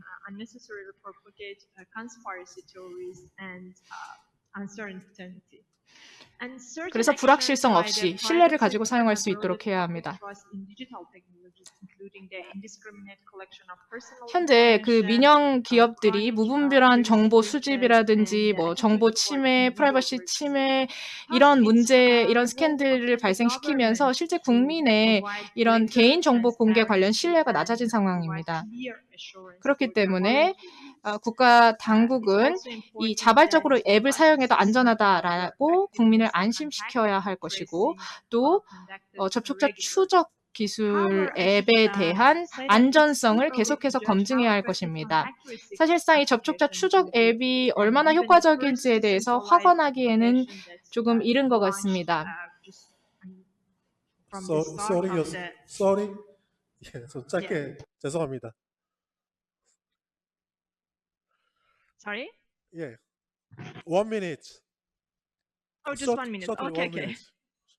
Okay, sure. 네, And 알겠습니다. I'm just finishing my 네, 마무리를 answer. 하도록 Another 하겠습니다. question which I've made 그리고 또 our colleague, 교수님께서 they said 하셨던 that is there 질문이 any 바로 case where ultrasound is used to 초음파를 identify 사용해서 exposure 접촉 of 시 any 노출을 파악하는 경우가 contact? 있는지 As far as I 여쭤보셨는데요. as far as I found that 제가 알기로 Novit is an application, the first major anonymous contact tracing application which use ultrasound technology to 그 accurately 초음파를 gauge the distance 사용해서 between people. 정확하게 사람들 간의 And many 거리를 of the current 측정하는 앱이 applications 있다고 use 합니다. only Bluetooth radio waves 그리고 to measure the signal 블루투스 transmitted 웨이브를 device. And 사용해서 this 기기 application 간의 have 이 been developed by a team 그 led 신호 by 강도를 Carnegie 통해 Mellon 사람들 간의 University. 신호를 측정할 수 And 있다고 합니다.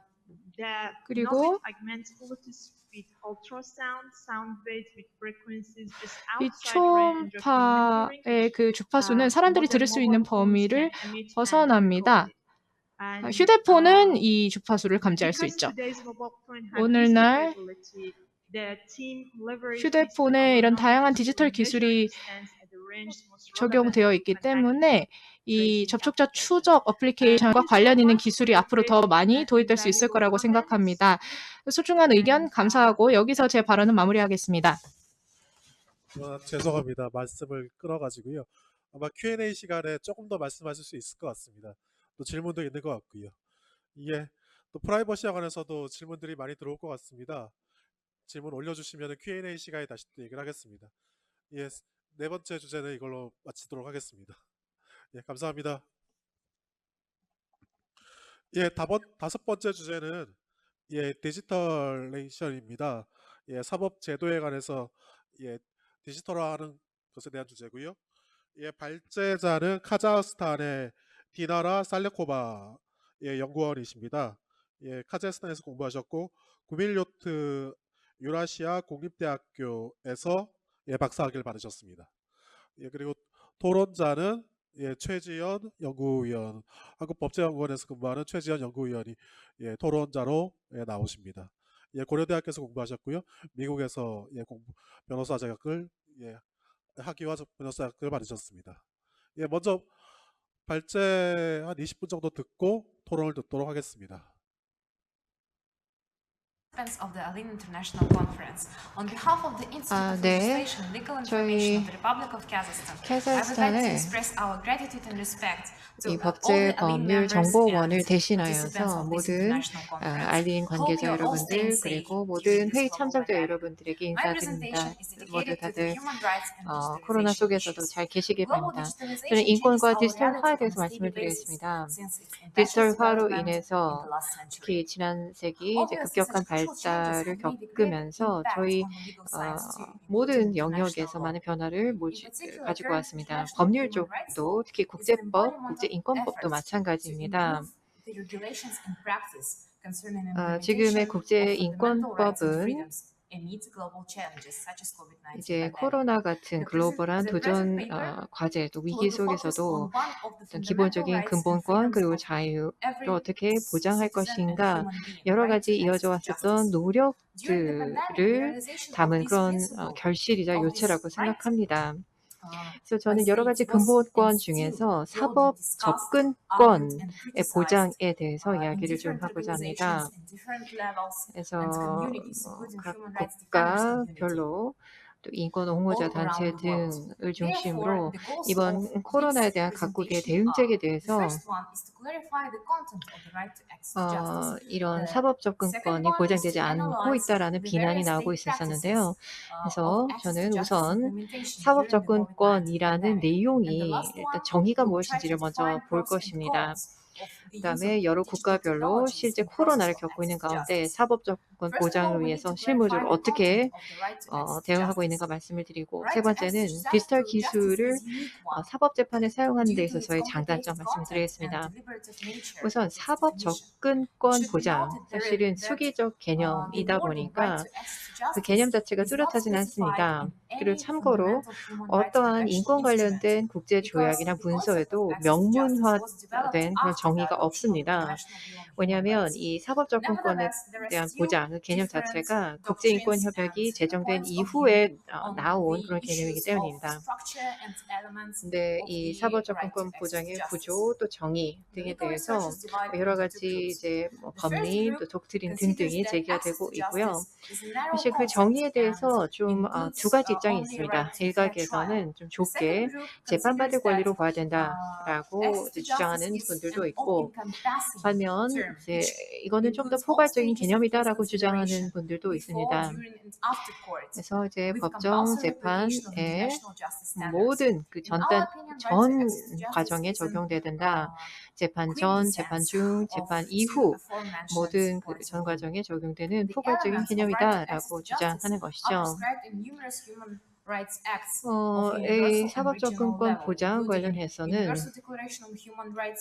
이제 세계인권서 혹은 ICCPR 시민적 정치적 권리에 관한 국제 규약 상 사실은 여러 가지 요소들은 그 포함이 되어 있다고 볼 수가 있습니다.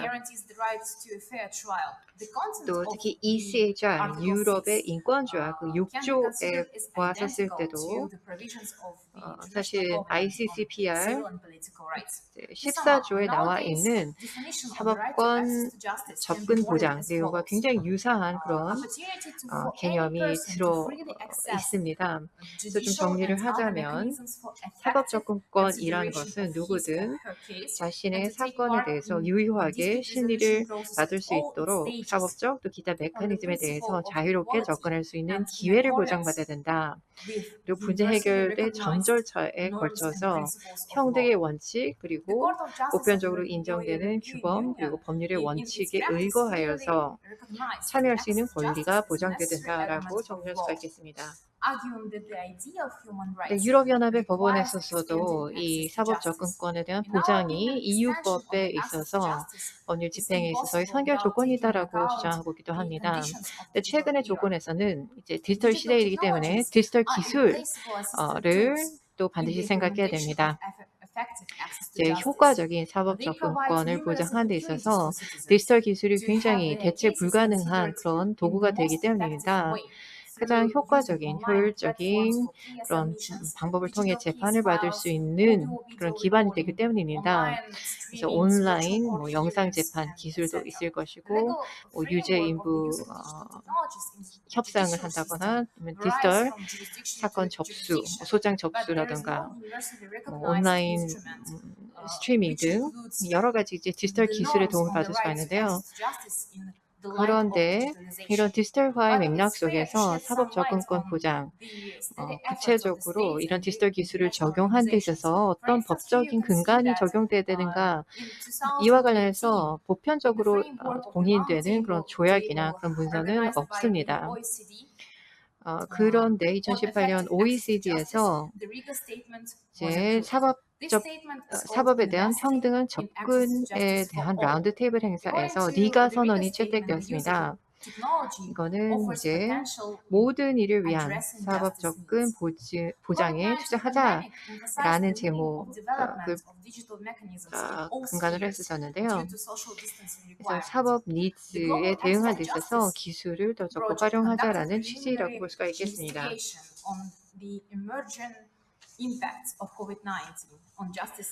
자, 그럼 코로나와 관련하여서 디지털화 현상 좀 같이 보도록 하겠습니다. 사실은 Global Access to Justice Project라는 이름의 리서치 팀이 이 코로나가 전 세계 국가의 사법 제도에 어떤 영향을 미치고 있는가에 대해서 예비 조사에 나섰습니다. 보시다시피 이제 그 응답 국가의 92% 가량이 코로나 속에서 뭔가 이제 코로나에 대응하기 위해서 모종의 그런 특별 조치를 취했다라고 대답하였고요.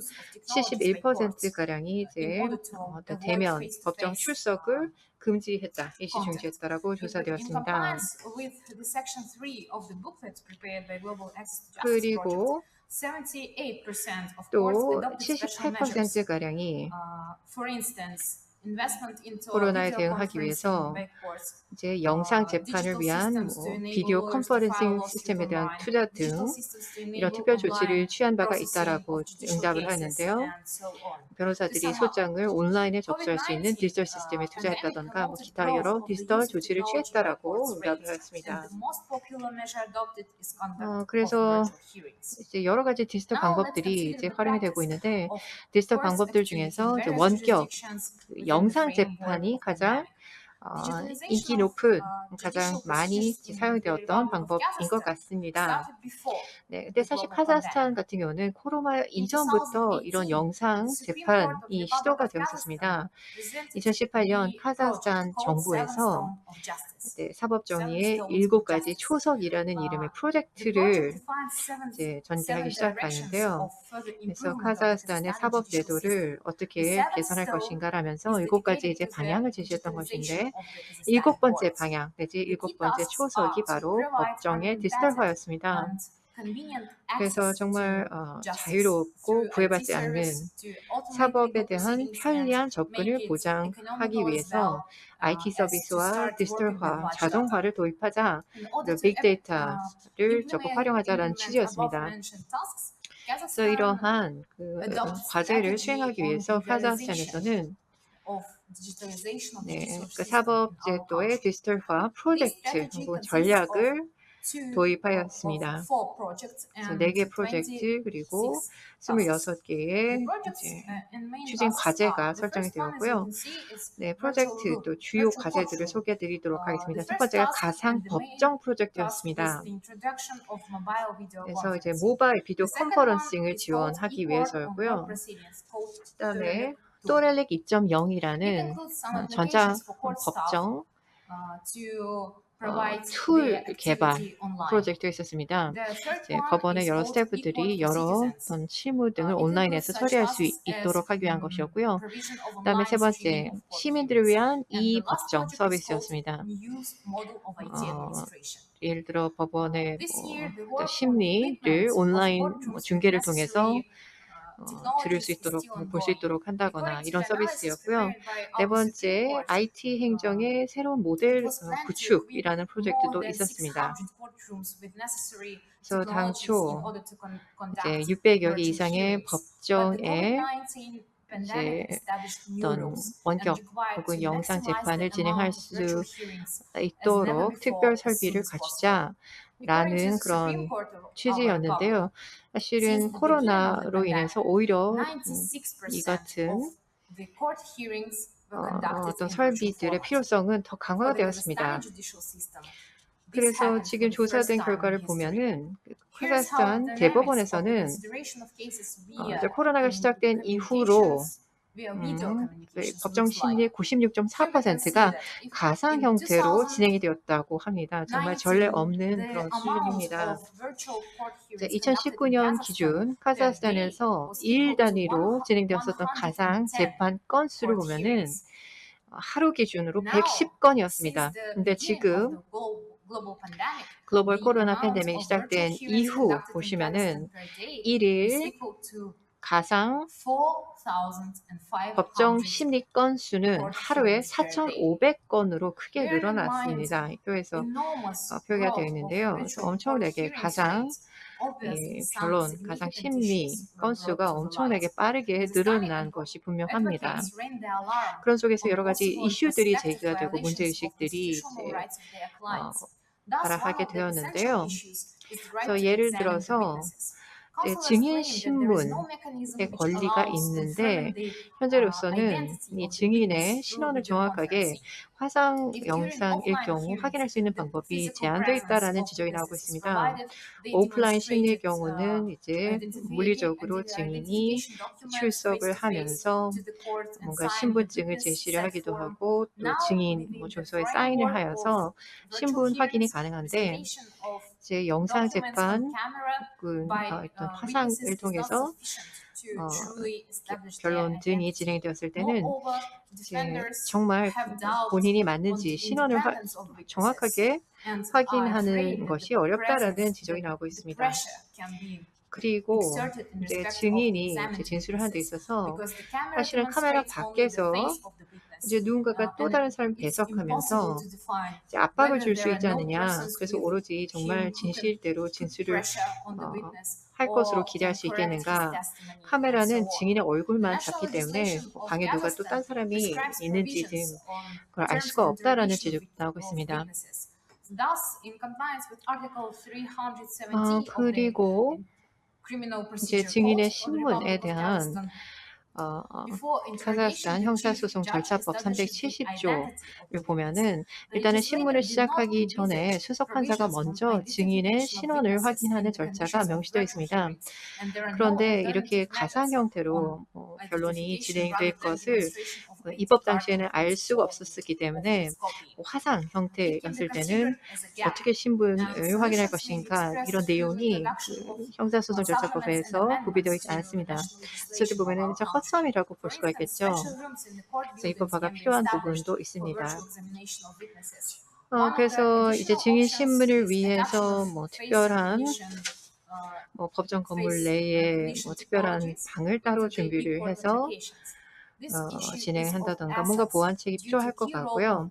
또 안면인식 기술을 또 활용하는 것도 유의할 수가 있을 것 같습니다. 증인의 어떤 진술, 신문 내용이 굉장히 공평한 그런 심리 그리고 공정한 판결이 있어서 굉장히 중요하기 때문에 증인의 신분 확인 이것을 기술을 활용해서 푸는 것이 중요할 것 같고요. 그리고 ICCPR 제14조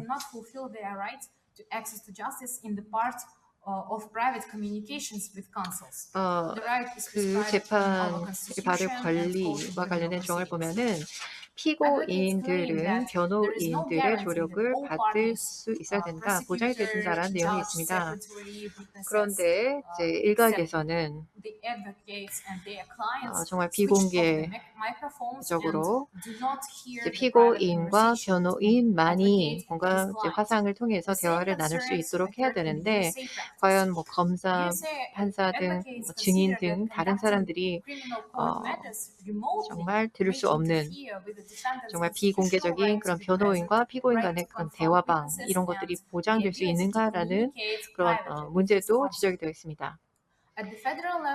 그리고 이 본인이 출석해서 재판을 받을 권리가 있다라고 또 ICCPR에 나와 있는데 역시 이제 출석할 수가 없기 때문에 이것도 하나의 제약이다라는 지적이 있습니다.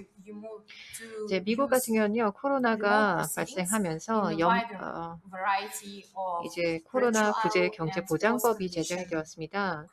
그러면서 이제 연방법원 그 재판관들의 어떤 권한이 일시적으로 확대가 되었는데 이제 변론 준비 절차라든가 유죄 선고 이후 형사 사건에서 원격 방법을 더 확대해서 사용할 수 있도록 권한이 주어졌습니다. 그래서 물론 그 소송 당사자들이 이제 원격으로 진행하는 데 대해서 또 동의를 하도록 하는 것이 또 중요하겠죠. 그런데 이제 가상 재판을 하겠다라고 만약에 피고인이 동의를 할 경우는 어떻게 보면은 피고인 입장에서는 자신의 어떤 권리, 사법권에 대한 접근, 출석할 수 있는 권리, 또 증인을 직접 대면할 권리, 또 비공개적으로 변호인과 또 상담하여 조력을 받을 권리 이런 권리를 일부 포기한다라는 면이 있어서 고려가 필요합니다. UNDP에서는 이제 각국 가들을 도와주기 위해서 코로나의 맥락 속에서도 사법권에 대한 접근을 어떻게 보장할 것인가 이와 관련된 그런 가이던스 자료를 발간하기도 하였습니다. 그러면서 우선순위를 설정하는 것이 중요하다라고 제시하는데요. 그래서 이 코로나 속에서도 반드시 이제 진행을 해야 되는 급선무, 이제 우선순위 그 사건들을 가려내자라는 개념입니다. 그러나 어떤 것이 시급하고 또 차별 없이 어떤 사건은 이런 상황 속에서도 원격으로나마 진행해야 되는가 이것을 이제 정말 중립적으로 객관적으로 판단하는 것이 또 쉽지는 않을 수가 있습니다. 그러나 우선순위를 잘 설정할 수 있도록 기준을 잘 세운다면은 코로나 등과 같은 어려운 상황에서도 사법권에 대한 그런 접근을 공평하게 보장하는 데 있어서 굉장히 중요하게 작용할 수 있을 것으로 생각이 듭니다. 또 다른 이슈, 원격 재판으로 진행했었을 때 또 중형을 선고한 경우가 좀 두각이 되고 있는데요. 줌을 통해서 영상 재판이 있었는데 싱가포르 판사가 피고인에 대해서 교수형 사형 선고를 했었죠. 사형 선고가 내려질 때마다 물론 참혹합니다만은 이번에는 정말 직접 대면한 그런 법정에서도 아니고 정말 원격회를 통해서 교수형에 처해진다는 것은 상당히 비인간적인 처사이다라는 지적이 나오고 있습니다.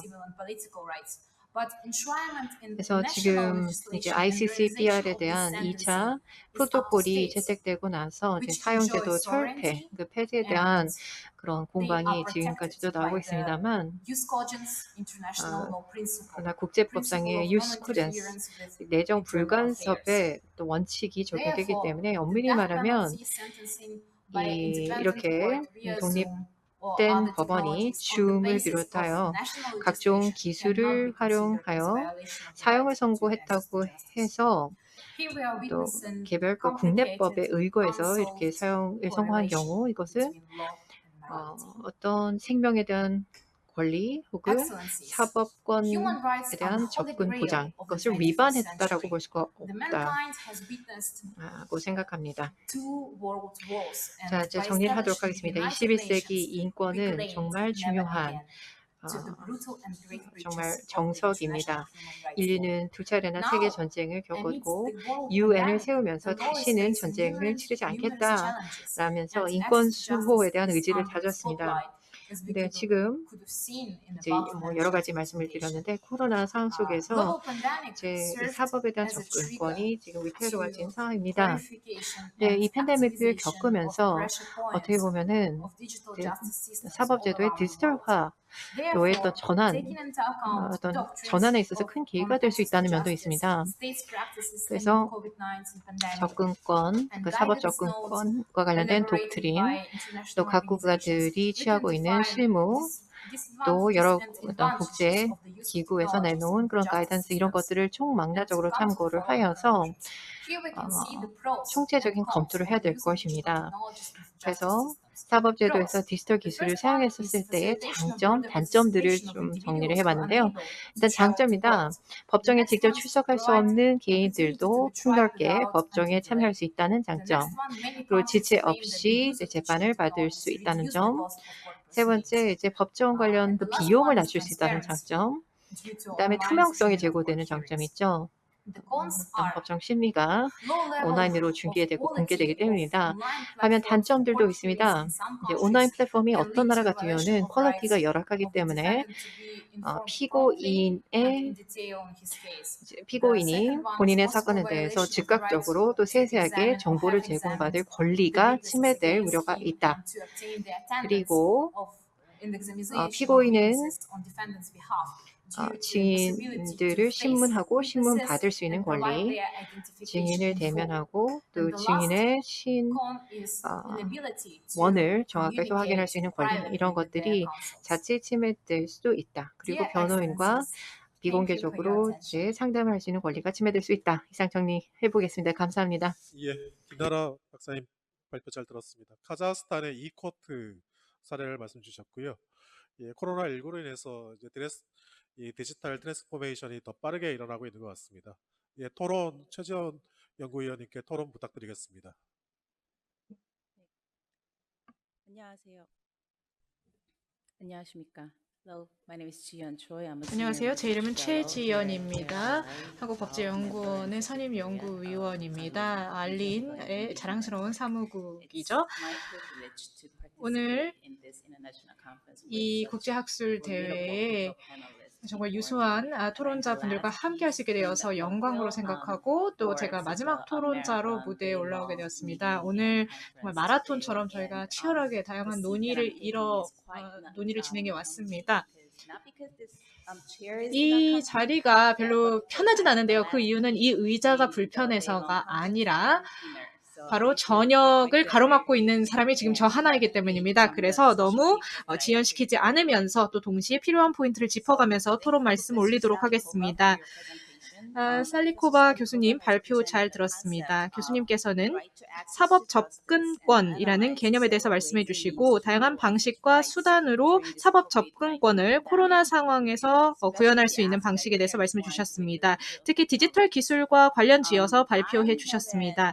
저는 개인적으로 이러한 원격 영상 재판에 직접 참여했던 경험이 있습니다. 제가 미국에서 법조계에서 활동을 할 때 이런 화상 재판을 실제 참관할 수 있는 경험이 있었습니다. 이미 그게 10년 전입니다. 그렇기 때문에 이러한 이 비디오 컨퍼런싱을 사용한 법정 심리라는 게 코로나 시대 전에부터 미국에서 활용되어 왔습니다. 그때 당시에는 이러한 방식은 기소 인부 절차라든지 보석 적부심에만 사용이 되었고 또 피고인의 합의를 받아야만 이 비디오 컨퍼런싱 방식이 사용되었습니다. 네, 제가 이런 식으로 디지털 기술을 사용한 재판을 참관하기는 했는데 카자흐스탄의 사법 절차, 규칙, 관행에 대해서 오늘 들을 수 있게 되어서 기쁘게 생각합니다. 이에 대해서 많은 정보가 없기 때문에 더욱더 좋은 발표였습니다. 카자흐스탄에서 코로나 이후에 이런 가상 재판이 늘어난다는 것은 인상적이고 자연스러운 것 같습니다. 왜냐하면 감염병 자체가 큰 제약사항이기 때문이죠. 교수님께서 이러한 사법 절차에서 줌과 워치앱을 사용하는 기술적인 어려움에 대해서 말씀해 주셨는데요. 혹시 이러한 플랫폼들을 채택하기 전에 이러한 플랫폼의 리스크에 대한 고려가 이루어졌는지 여쭤보고 싶습니다. 왜냐하면 이런 사기업이 제공하는 플랫폼 같은 경우에는 워낙 성격이 상업적이고 또 비공개 플랫폼이기 때문에 내재적인 위험이 있을 수밖에 없습니다. 그래서 이런 프라이빗한 상업적인 채널을 사용하는 경우에는 재판 중에 일어나는 다양한 대화들의 기밀성이라든지 프라이버시, 보안이 유지될 수 있는지 좀 궁금합니다. 또 발표 중에 싱가포르 사례에 대해서 말씀해 주셨습니다. 그 사형 선고를 받은 그 피고인의 인권에 대한 사례를 말씀해 주셨는데요. 제가 이러한 부분에 개인적으로 관심이 많기 때문에 흥미롭게 잘 들었습니다.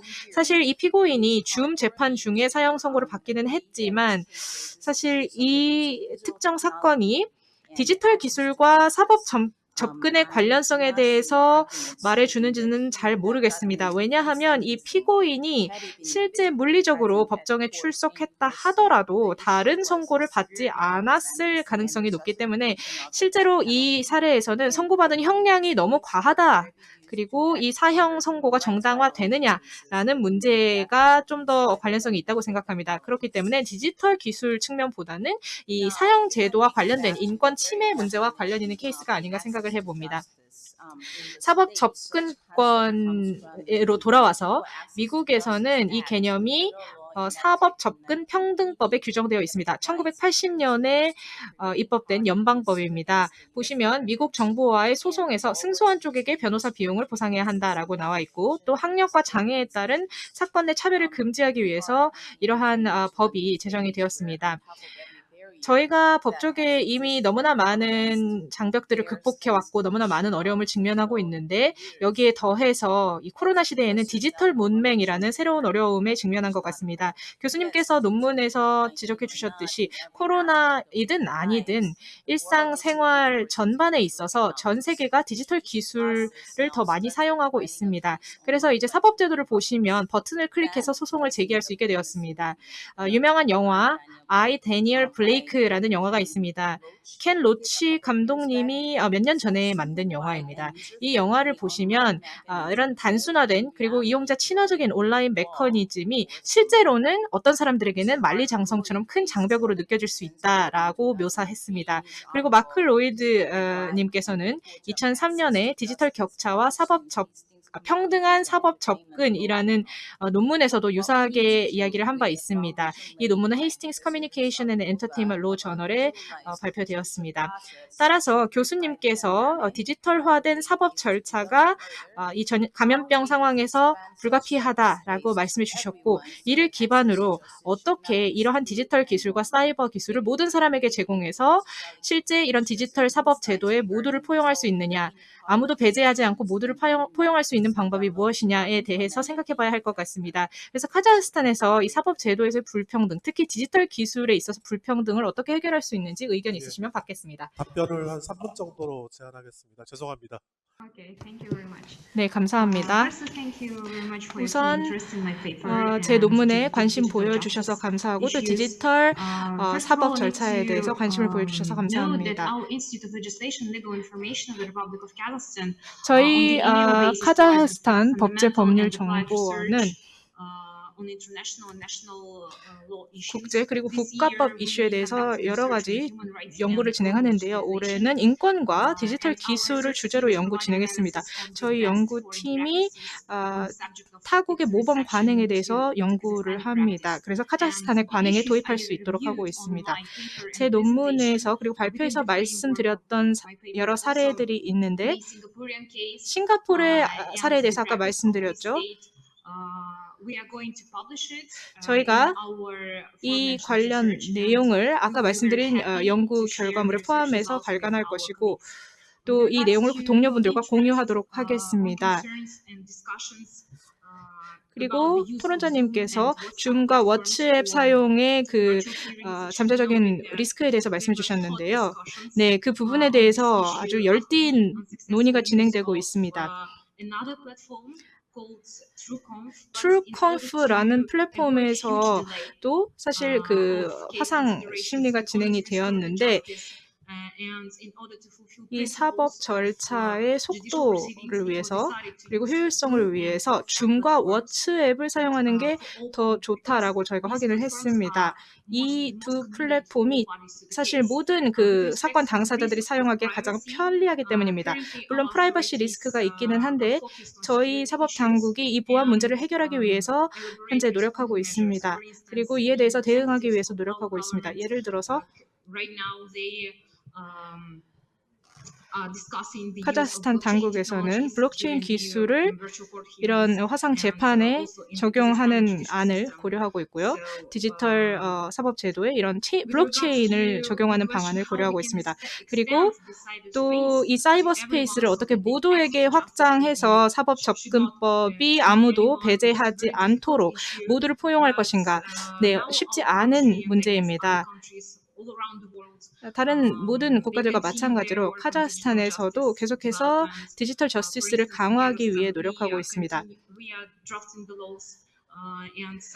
이와 관련된 법을 입법하고 또 의회에서 또 관련 법안이 상정되어 있기도 합니다. 그래서 디지털 시스템이 사법 제도에 효과적으로 적용될 수 있도록 하고 있고 또 법정 내에 필요한 장비를 마련하고 또 어떻게 보면 비밀의 방을 만들어서 거기서 증인 신문을 화상으로 할 수 있도록 추진하고 있습니다.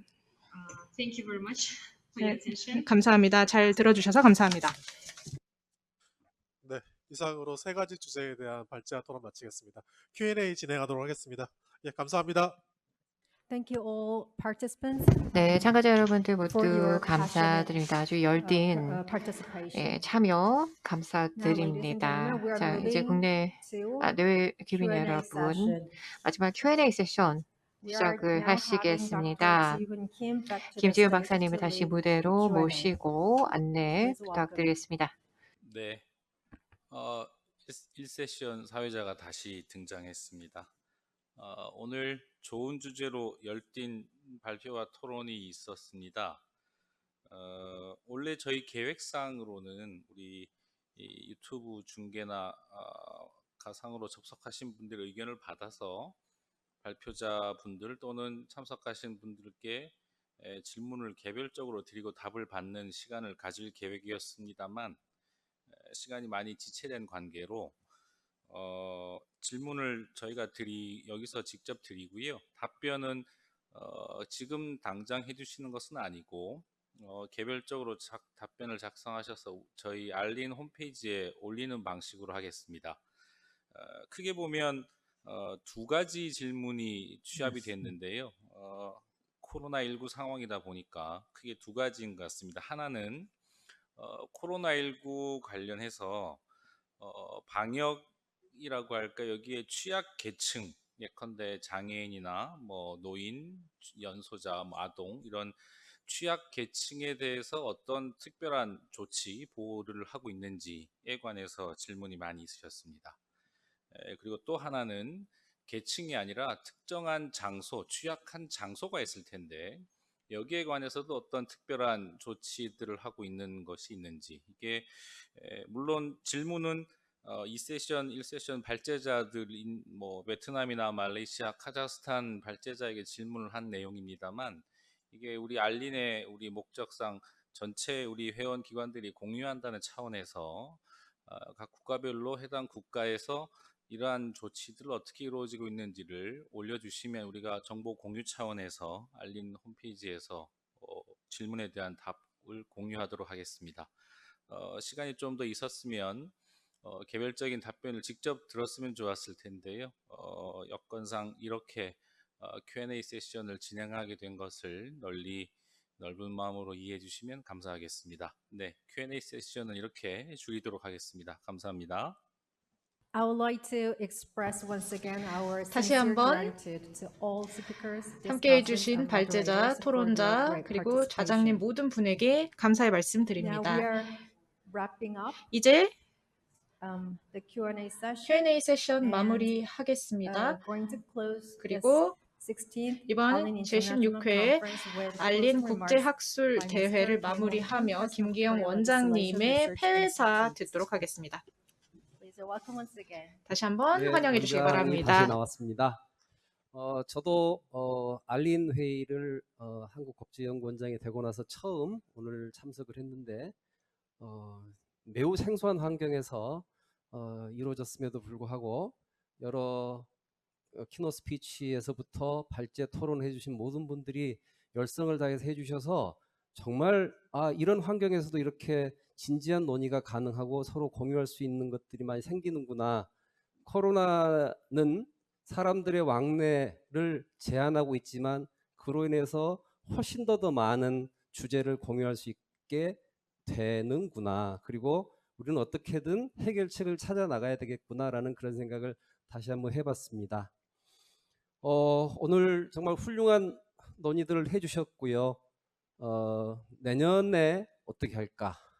내년에 우리가 다시 또 이런 환경에서 논의를 할 수도 있지만, 그러나 저는 여러분들을 같은 공간에서 직접 뵙고 논의를 계속하고 총회도 하고 컨퍼런스도 하고 했으면 좋겠다는 바람을 다시 한번 가져봅니다. 내년에 대만에서 꼭 뵐 수 있기를 바라면서 오늘 컨퍼런스에 참석하신 모든 분들, 모든 회원 기관의 대표님들, 발제 토론하신 분들께 감사의 말씀을 전하면서 이상으로 16회 컨퍼런스를 마치도록 하겠습니다. 감사합니다. Ladies and gentlemen, 네, 기빈 여러분, 그러면 이것으로 제16회 알린 국제학술 대회를 마무리하도록 하겠습니다. 국경을 넘은 아시아의 법제에 대해서 이야기할 수 있는 기회였습니다. 함께해 주신 모든 청중 그리고 알린 회원 기관에게 감사의 말씀드리고 차기 대회에서 뵙도록 하겠습니다. 감사합니다. Thank you. Bye bye. Thank you. Thank you. Bye bye. Bye bye.